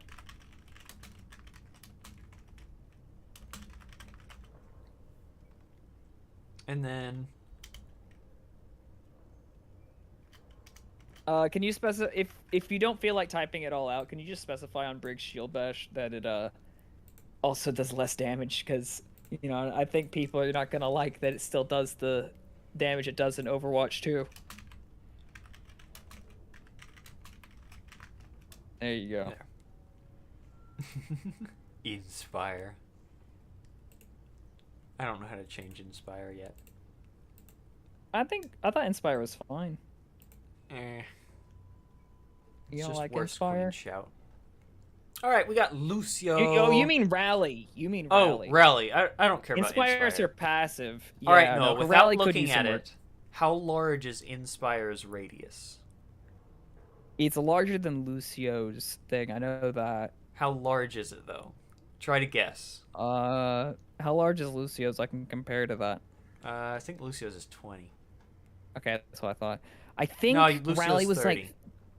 I think Rally was like 35 or 40, I think, or 50 meters. It's big. It's 20. Wait, it's less? I It's thought less it was than more. Lucio. I thought it was more than Lucio's. Wait, did you show beat? Wait. Were you showing me Beat's beat 30. or just crossfade? Sorry, okay. I thought you were showing crossfade. I was meaning it's bigger than crossfade. I know it's bigger than crossfade. That's the one I was talking about. Brig keeping the clash. I didn't She's mean rapidly sound moving barrier. forward and collides with another mass. Oh, maybe if like Genji or Hanzo could clash, that would be cool. They also move rapidly. Dude, it'd be fast. really funny. It would be really funny if Brig could clash with Genji's dash when he's trying to dash in during his ultimate. They just both end up on the ground. Oh, that would be so funny. That would be so dumb. You but it would shield be funny. bash. You shield bash a Genji as he's dashing in during Dragon Blade, and he just sits on the floor. I mean, like characters like Wrecking Ball can't clash. So I don't see why it makes any sense that Brig should, when she's like the size of the hamster in Wrecking Ball. Unless you give her stun back, that makes sense. The reason she can clash with stun Reinhardt... was the reason, Okay, because she could stun people and they wouldn't be able to do anything. The reason Clash was added to Brig to begin with is because the logic Blizzard had with stuns was any characters that stun by bodily impact. If you hit two characters together that do bodily impact stuns, they should clash and just do that little stun. Okay, no, the reason that that's she why got Reinhardt to clash has clash, instead was Doomfist because has clash, and Brig had clash. Brig can still clash. It's like Brig had clash. Or she can still clash. Sorry, that's why they gave Brig clash to begin with, is because she could stun. No, it's because Brig would be able to stun those characters out of their move, and then she'd still be able to be up and about. So they did it to nerf Brig's bash. Because if you stun Doomfist from punching you, then he gets. I mean, that's the same logic why Doomfist clashes with Reinhardt. That's the same logic, because like, why would Doomfist punch Reinhardt during his pin? That's the same logic. Right, but it didn't come from a lore perspective. Like, it's a big character who's big and bulky hitting another unstoppable it's a game force. design perspective. It's game design. That's why I'm saying their mechanics. mindset. I'm not disagreeing with you. I'm just coming from the game design aspects of Blizzard. What they're thinking is any characters that can stun through bodily impact, like Reinhardt or Doomfist or Brigitte, if you come in contact with someone else who's doing their stun through bodily impact ability, it just does a clash animation where they all fall to the ground and go oof. Yeah, sure. We'll go That's the logic behind that. Because it makes sense. Because like if Reinhardt charges into flashbang and gets stunned by that, he's not just gonna fall to the ground and go oof. It's the bodily impact stuns that do it. Right. But I mean, like, Genji doesn't do that. It's because he doesn't have enough body. He doesn't stun. Because he doesn't stun. He doesn't have enough body. That's why Wrecking Ball doesn't do it. He doesn't stun either. It's the bodily impact stuns, not damage. Okay. Lucio time. Anyway. We're literally making the same argument now. I know, I'm just talking about from the game design perspective why they did that. I think Lucio's okay. That's all I have to say about him. Yeah, He's doing good right now. He's doing good right now. I feel like Beat's still annoying, and that's about it. And it's supposed to be, so... Yeah, I know, it's supposed to be annoying. That's what makes him good. But, I have no arguments against Lucio. I think he's fine. I think it's still dumb that he gets the heal for the rolls, but we're doing the roll category passives afterwards, so... Oh. I'm fine with everybody's roll passes how it is currently. Even the new thing they did for damage, where they get the ultimate charge thing. He's okay. Oh, I have been adding stuff. Hold on. Can you put for Lucio's is okay? Just like instead of a plus or minus, can you just do that one? Like, yeah, just is line? Okay. No, can you just do the one vertical line? You know the one. The this symbol. Just do this. I don't know what you're talking about. I'll DM it to you. Just do that. but why? Because it's no buff, no negative. It's just meh. No, just wants me to do this. Oh, it's like weird colored. Oh, is it? What do you mean? I'll just do it. Oh, because you copied it from Discord. Yeah. Why is it still weirdy colored? No, it's stuck. No, you don't get to be weird colored. There. It's funny. I'm not doing that. It's funny. Anyway. No, I copied that one. Boo, now you got me messed up. You could put an asterisk in there. There. Just an asterisk. Oh, that too, I guess. Yeah, I'll just do nothing. Is okay. Dang. Alright. Mercy. I have started a war. I have done good work today. Thank you, Hunter. We got Mercy. I don't like all the changes they've been doing to Mercy. I don't. I think she should be reverted back to Overwatch 1 After a little bit practice, I actually kind of like her Guardian Angel. I hate to say it. I don't like it. It does the exact same job that it did before, but you can do omnidirectionally now. But it's so weak. It gives her more mobility. It's so bad. What do you mean it's weak? It has the exact... I've done comparisons. It does the exact same vertical boost as it did before. It's so bad. You're Doesn't just feel bad. Right. Also, I can't do It's the cool fine. resurrect tech. Like, I'd be able to do that. Actually, you might be able to. We haven't tested it. No, I'm just bad. You probably can. I'm just not good.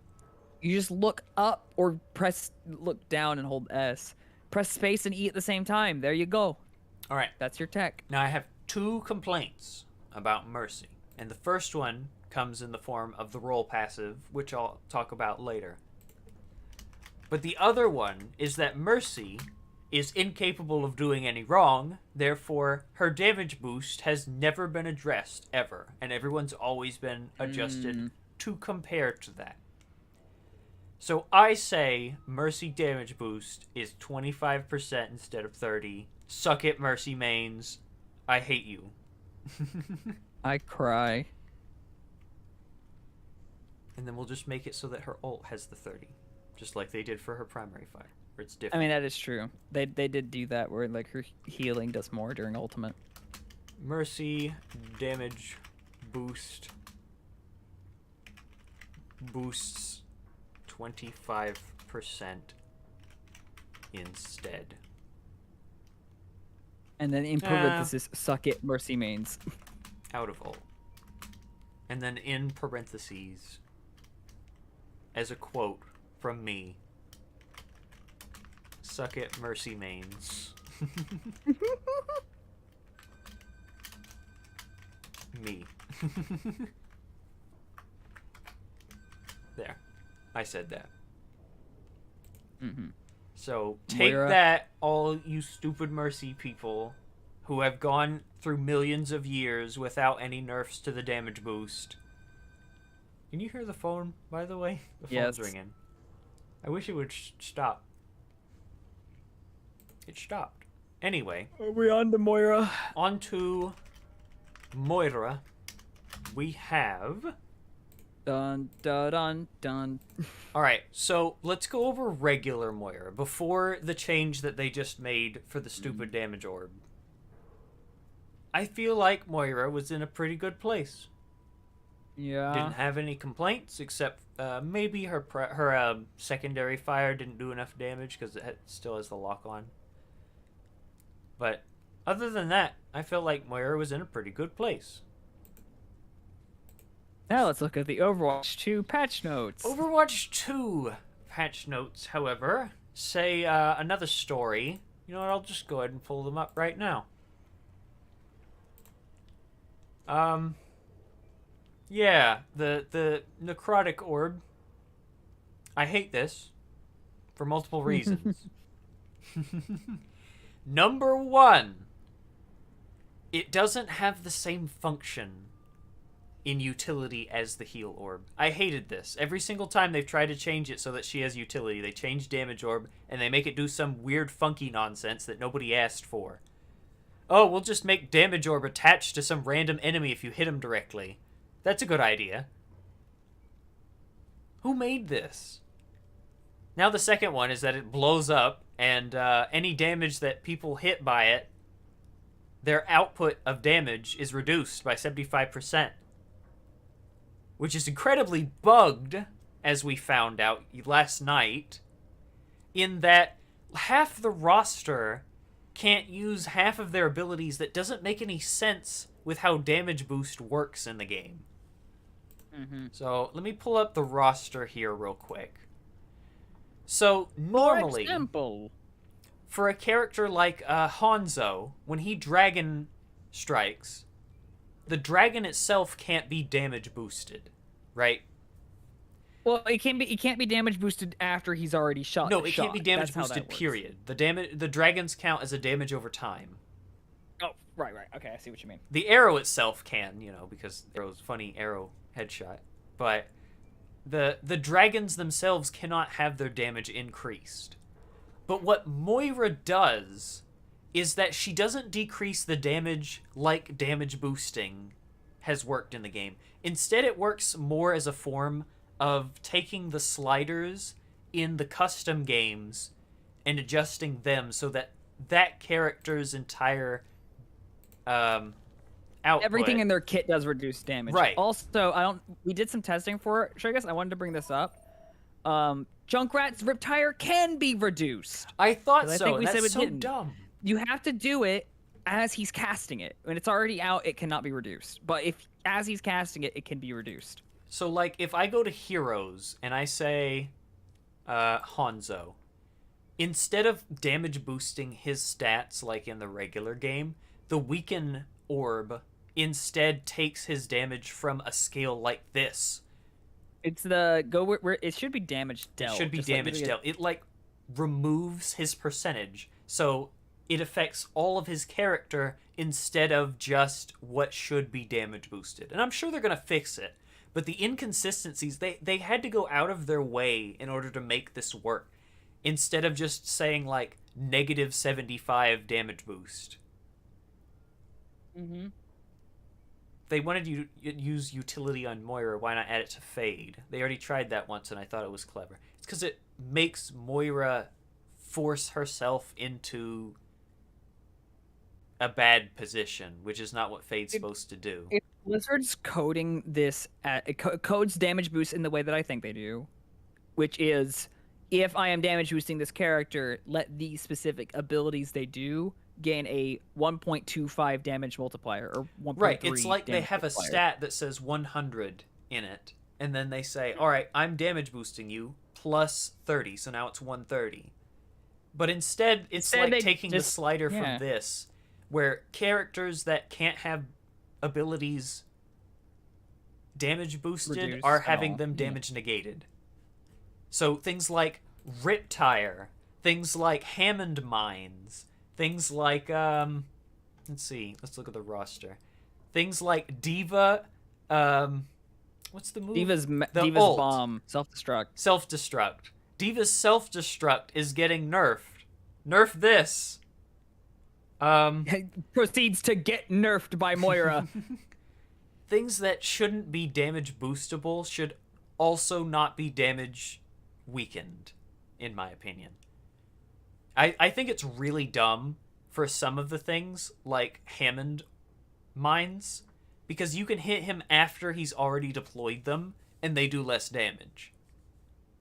It's because it works on a global scale instead of on a character basis. Because the mines are not a part of him anymore. They're their own entity, like Riptire. But they're still being negated. And for that reason, I say Moira is trash and should be removed from the game. But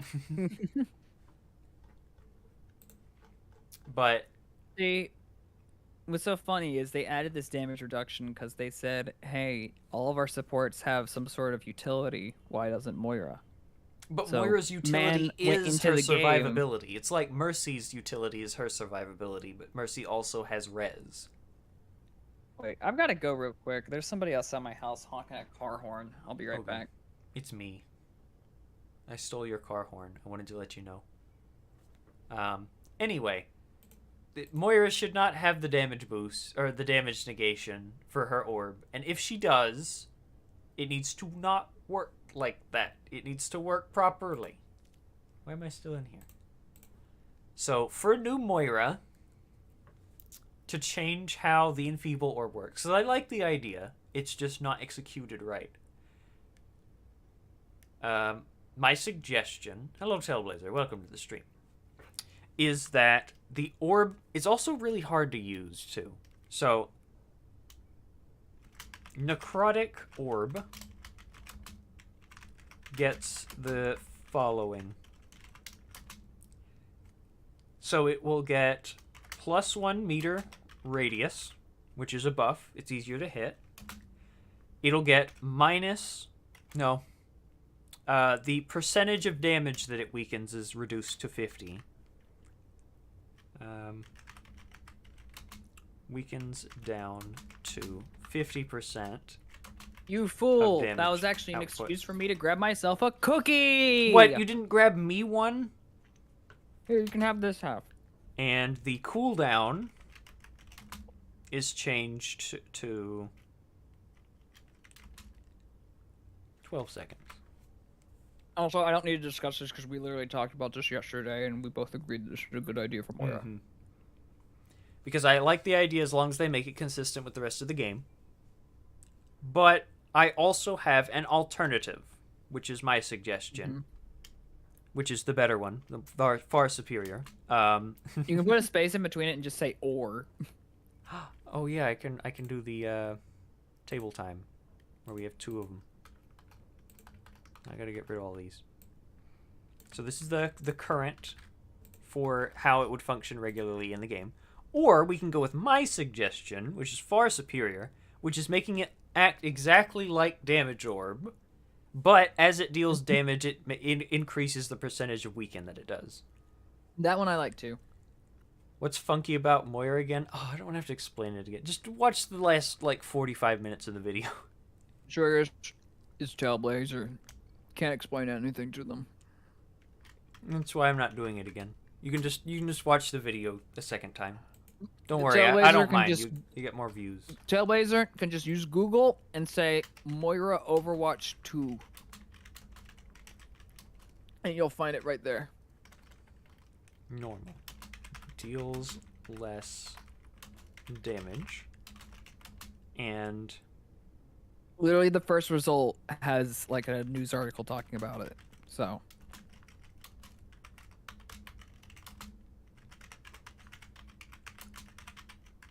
great, now I want another cookie.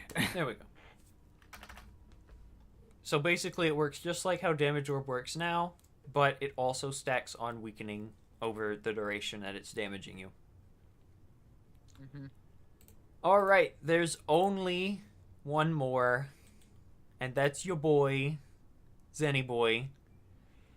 Zen's overtuned now, which is, everyone's gonna cool. hate me saying this. I think Discord Orb needs to be nerfed, and that's literally gonna fix everything about Zen. I'm sad too. But Discord Orb needs to be taken Everything down about Zen would be fixed once you nerf Discord Orb. What's currently Orb of Harmony right now? How much healing 30. is it doing? 30? Okay. I just wanted to check real quick. So I think Orb of Discord needs to be reduced down to like 20 or 15. That's so low, but man. Orb of Discord is reduced to 20 damage per second now. I actually think it is 20 damage, and I think they just haven't updated the wiki, but it needs to be reduced by 10% regardless.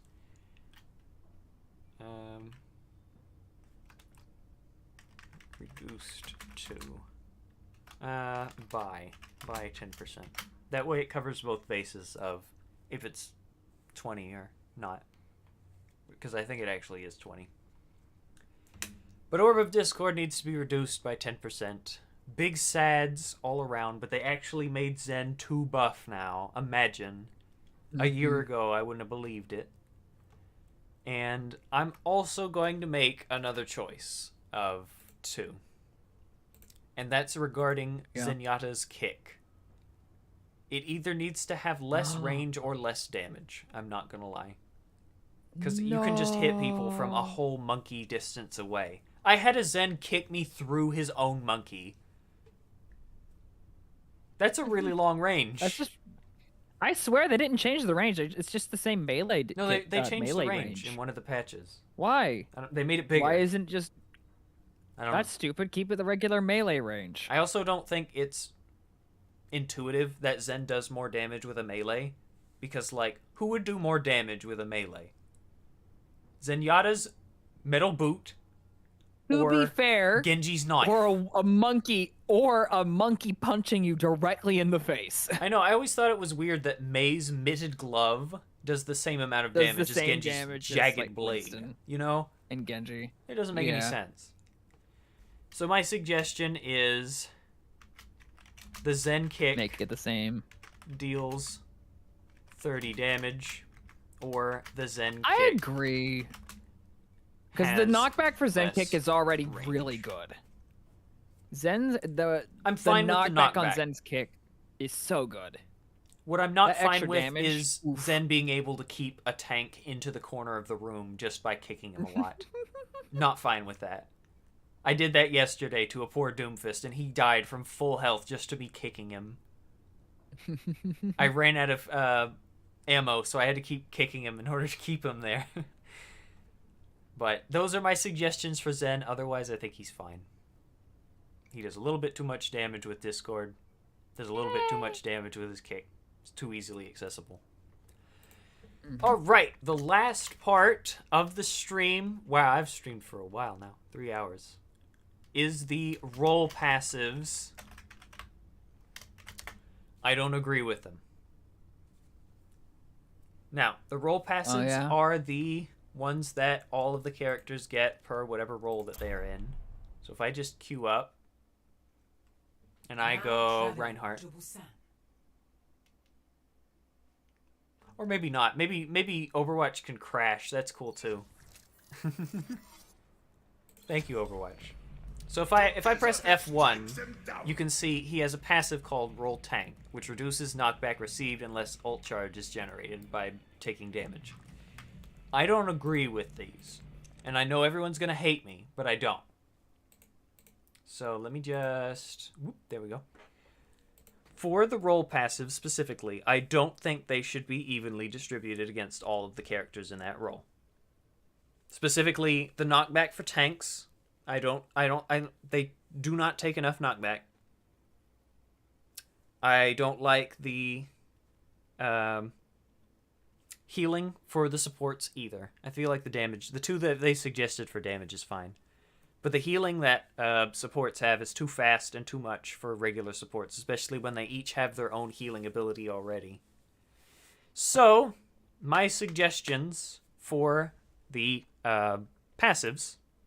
Noah still with us? Hold on. Is Noah still here? I will just... Sorry, no, I'm still here. I'm just going to say, I'm going to be silent in this one because, personally, I am indifferent to every one of the role passives. I like every single one of them. I have not had any troubles with them or anything to make me question why they're in the game. I like all of them. So, this is just like a me thing. Yeah, even when I go up against a support, I mean, just do tickle damage to them, and they won't be able to heal. As long as like one of your more like tickly damage on your team, like someone with high spread, helps focus them while you're also focusing them. Happening. It's gonna stop them from. I mean, it's worked for me in the past. As long as you ping the support to death and then just hard focus them, you'll have somebody help you eventually. For the tank passive, it's split in two, which is the knockback resistance and the ult charge given. I think that the knockback resistance should be lowered to 25% instead of 50%. But you know, I could agree with that one probably.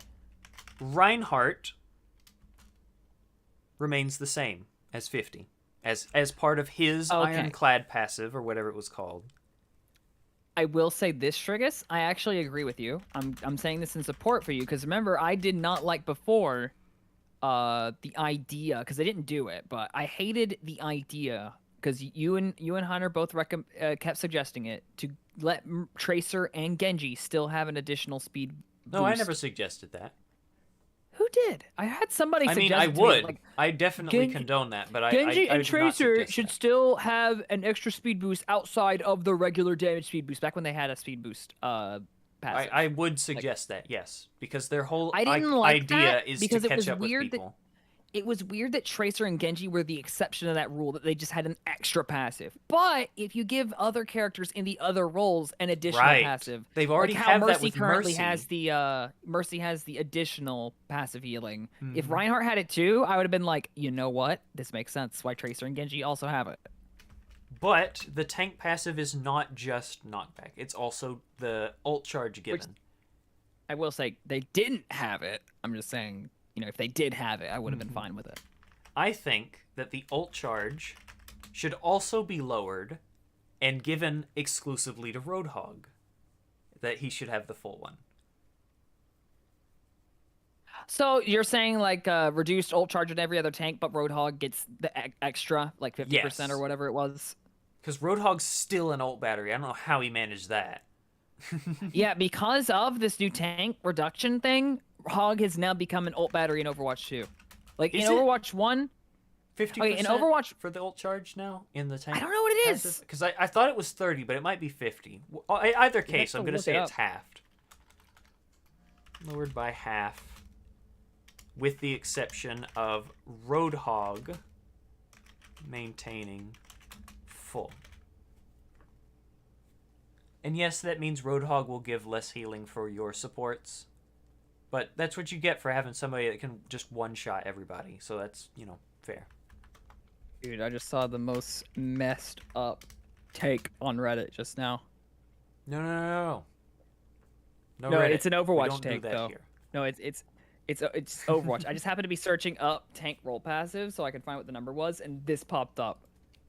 If you want to show it on stream, it's up to you. But I hate this. That's the most messed up. You know what? I will show this on the stream. Hold on. The new tank This is a Overwatch messed 2 up roll take. passives are all in the wrong classes. That's not actually a bad idea. I've seen a lot of people complaining about the new roll passive since the beta dropped, and I can't help but agree. The current situation gives tanks reduced knockback, damage, a speed boost, support, health regen, blah, blah, blah, blah, blah. I think that roll passives are a good feature, but they should have been done as support gets the speed boost. Yes, I agree with that. Giving them a better chance to avoid burst damage. Tanks the health regen. Maybe. I feel like that one's just the leftover one that just gets rotated around. Just so that the tanks can have something. And damage gets reduced knockback, giving them more control over their plays and reducing the CC, the DPS. I don't agree with that one either. I don't agree with that one. Support. That's. I'm fine with the support one. The fact that tanks get a health regen and damage get reduced knockback, that is a messed up take. Yeah, I that's hate that. dumb. That is awful. Even the healing that Roadhog and Junker Queen get now is a bit much. I know I just said the Junker Queen didn't What heal I love about this, 25 upvotes on Reddit, 56 comments. Yeah. That's not going well down there. So while I would agree with them that it would have been cool if all of them fit if they all rotated around one, I'm not going to agree with that one. The supports having the speed boost is cool, though. I wanted to bring up, because I just looked at the stats on the Reddit post again. It says here it's 54% upvoted, meaning 54% of people upvoted it to 25, and another 56% downvoted it. That's not good. Yikes. That's what you call a controversial post right there. Okay. Anyway, for the healing, I don't think that support should be able to heal after 1 second. It's already a lot of healing, and it's very quickly. I've always complained that Mercy heals too much immediately anyway in Overwatch 1. But now that Overwatch 2 is rolled around, I think that Mercy should maintain the same, but all the other supports should have 2 seconds off of their healing cooldown. Okay. So supports for the... I will say that I'm not against how fast they heal. What I'm against is how fast it activates. Right. Starts That's what I'm healing against. after 2 seconds of taking I can agree with that. damage.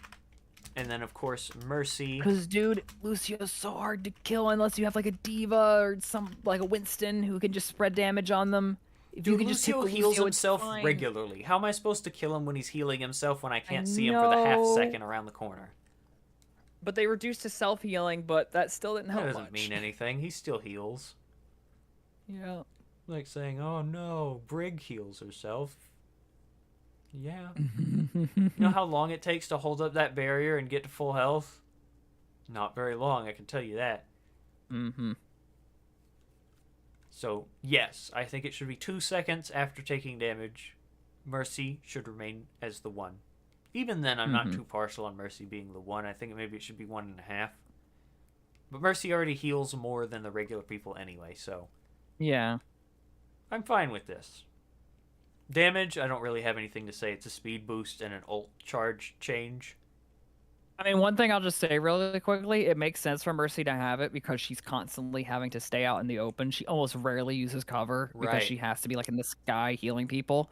Lucio, kind of a similar scenario, but he can heal himself anyway, so that's out of the question. Brig as well, but she can heal herself with, her passive, so whatever. One of the main changes I wanted to make to supports for the role passive is that a lot of their means of self-healing is just like almost forgotten now. Like it's a missed opportunity. Because Mhm. the whole point of the supports healing themselves was cool because it was all unique. Aside from like Yeah. Baptiste Regen Burst and Brig Inspire, which are kind of similar, they're all done in a unique way, like Zen having shield health. Now it's just Yeah. kind of, why not just give them all shield health? You know? Mhm. Like it doesn't fit.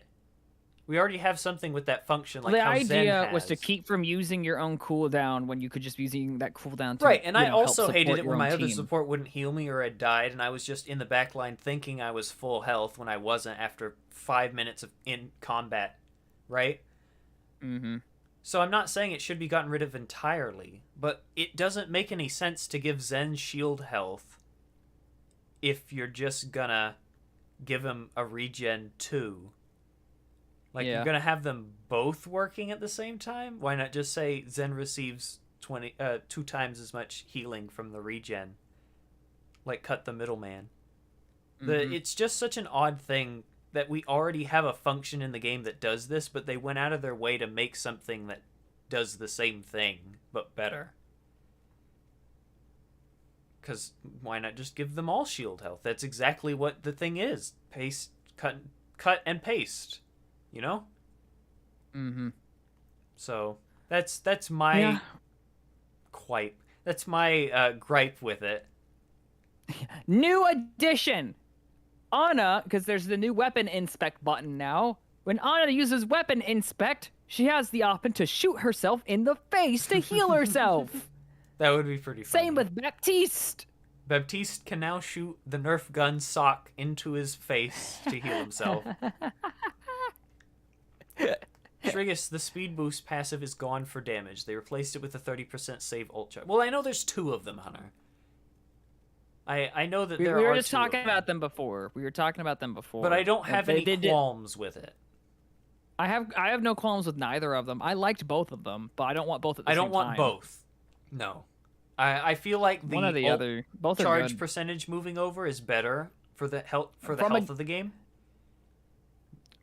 Here's what I would say. From a game design perspective, it's actually really easy to come up with a passive roll for damage because they're the most generic, not generic, but the most basic category. So it's They're not the hard most to just come broad. up with something for them. Mm-hmm. You know, you could just literally say like they do extra critical headshot damage, or they do, they have speed boost, or they keep ult charge, or they charge ult faster. You could say literally anything for them, and it'll work for them because Pretty anything much. fits for them. That's why So I think that you gotta choose one of the better. You gotta choose one of the better, and I think the ult charge one is better. Yep, I think the ult charge one's better. And I say That I actually would fits with the maintain play style a lot of pros play with anyway. Where like pros will swap out to another hero, and they have to sacrifice their ult charge for it. Now they don't. that. I really appreciate that because they're the ones that Mhm. are gonna have to swap the most. Yeah. At the end of the day, and just being like 10% faster is not gonna help you all that much in comparison to having the ability to actually shut down the enemy team. Oh no, the soldier can sprint faster now. Nah, I don't care. Did they ever give Soldier back his old sprint and Sombra her old? I would speed boost too, assume by the that way? they reduced After the it back, but I don't. They are liable of taking something away because of another buff and then removing the buff. Roadhog. Um, yeah. he used to have 5 ammo, and then he had 6, which was cool. And then they removed it and back to 5, and then they didn't keep the damage that they gave for the compensation of having 5. So Because they buffed. What did they do? They like. and buff- then a nerfed his long damage, time where they gave later him the they 6. said, Roadhog doesn't do enough damage. Let's make him do Gee, more I wonder damage. how that happened. It's almost like you should be reviewing your previous patch notes before applying a new change to your heroes. And I'm gonna be honest, Roadhog should have more ammo than damage. He should not be able to do, what is it, 165 a shot? 5. Hold on. Why 5? Is it 165 now? It is. It's 165 a shot. No. Just give him 6 ammo. Why would you do this? Oh, but then it makes his combo better. Just click head, son. Anyway, Did you have anything before you came in, Noah, that you'd like to gripe about? Not really. I've been looking at some of the stuff that you wanted to do. Because there are 4 tanks here that I did not change because I thought they were pretty fine. Oh, you didn't change any. Okay, actually, let me look at some of these. Well, Orisa is in a good spot. Reinhardt could use something. Like I said earlier, Reinhardt's like weird because he's on both ends of the spectrum. He's either the best tank or the worst, but he's not in the middle. Yeah. Yeah, you're right. So I don't know what to give him that wouldn't just shove him into the best of the best. Yeah. What's the current cooldown on his pin? I think it's still 12 seconds. It might be 10. But I don't know about Overwatch 2 anymore. They change stuff without telling you. Yeah, because I was saying, like, if people are complaining about how often it takes for you to charge in, like, maybe reduce the cooldown on his charge. It probably still is 10 seconds, I'll be real with you. Mm-hmm. I think they should be lowered down to 8. Do it more often, because now you can actually who's gonna keep it. charging more often just because it's available? That just encourages Rhines that are stupid. Charge happy Rhines. Whenever I play Rhine, and I'm very bad, so I could be. I shouldn't be thinking that way because we're just thinking of giving a buff for the sake of giving a buff, which is the problem with some of those April Fool's patches or the creator patches. Mm-hmm. It's just you give don't a buff want to for go the sake down of the giving territory a buff. of doing it for the sake of change, because that's what the whole Overwatch 2 debacle was over. Wrecking Ball got the new knockback change on his roll thing, which, to be fair, up until that patch is exactly the issue I had with Ball. He had such little knockback. Mm-hmm. And so, I appreciate that, giving that to him, but he's still really bad. I think he's fine. You just gotta be good at him. He's one of the highest difficulty rated tanks. I'm gonna go ahead and close all these windows because there are like 1,000 windows, and I think they're he's literally like designed to be one of the hardest tanks in the game to play. So I mean, close tabs. He can be good if you know how to position properly and not be stupid. But also aim. Yeah, aim. Maybe do it sometime. But yeah, it's so funny because I've been watching a lot of Wrecking Ball really gameplay from a lot of people, and like, dude, like pro Wrecking Ball players, they actually don't shoot as often as you would think. Right, because they actually know how to finesse the ball. Is if they're recovering back to their. The only time they ever have to shoot is when they're recovering back to their team and they're just shooting from afar, just doing a little bit of poke damage, or if they're trying to do that like slap slam combo where you hit them, slam on them, and then shoot them to death. Yeah. That's the only times I see them shoot, or when they're shooting a Pharah, that as well. Pharah or Echo. But yeah, they rarely shoot. They just kind of roll around at the speed of sound and just keep hitting stuff and stall. They almost don't even play with a team. But like, to an extent, they still do. It's weird. I think that for Wrecking Ball, I'm going to go back and change it. I think they need to take away my grappling hook is on cooldown out of spawn. I'm going to go ahead and say that. Now, they should now. Yeah. Overwatch 1, it made sense, but in Overwatch 2, he kind of just doesn't do anything. I'm gonna retroactively do that. If you're playing on push and they are right outside your spawn, you're not just gonna stay in spawn and wait for the cooldown in order to, push in, are you? That's literally your only form of attack. If you're on push and they're at your spawn and you need to stall before they hit that final checkpoint, what are you gonna do? You just gotta sit there and wait for the cooldown before you're able to even leave spawn. I see you've inserted the suggestions you made in your Sigma rework video. Yes, I have. But yes, I do think that Wrecking Ball should not have that cooldown anymore. It was stupid.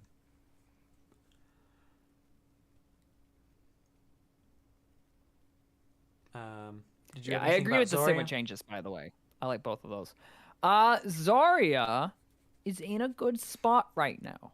I'm not gonna lie. She's a little hard to play sometimes, especially if they have a really high damage comp that just aren't afraid of shooting your bubble, because then they'll just keep breaking your bubbles and you're not able to protect your team. But like, because they increase the durability of bubble alone, of your team's fault for not doing it. Yeah, because they increase the durability of bubble alone, that has made Zarya incredibly handy. Indeed. Because isn't it like got a durability of 125 now or something? 225. Or 250 maybe, I think. I think it's 250. Yeah, no, sorry. My brain was... Yeah, no, they increased it like a lot. Really and good. then it's also lasts 3 seconds now, which really messes me up when I'm thinking of old Zarya bubble. Mm-hmm. Me too. Like, I'll try and time it, and then I'm like, why is it still here? Mm-hmm. What'd you add for Winston? Chargeable slap and Winston? Primal Rage? Heck yeah. Yeah. Just not as much knockback as the April No, Fool's I update. said that. That was insane. Zarya's main issue is stupid allies not giving you charge. Amen. Here's the Agreed. cool thing. By introducing the You know chargeable what? slap thing... Zarya buff. Better teammates. with the There we go. Winston change that you added there, that actually encourages Winston, like, less skilled Winston players to use Primal Rage in the way it was intended. Yes. Which is, don't hold left click. People who hold left click during Primal Rage are stupid. That's why Because I don't then play there's Winston, 'cause I hold downtime. left click and I'm not stupid.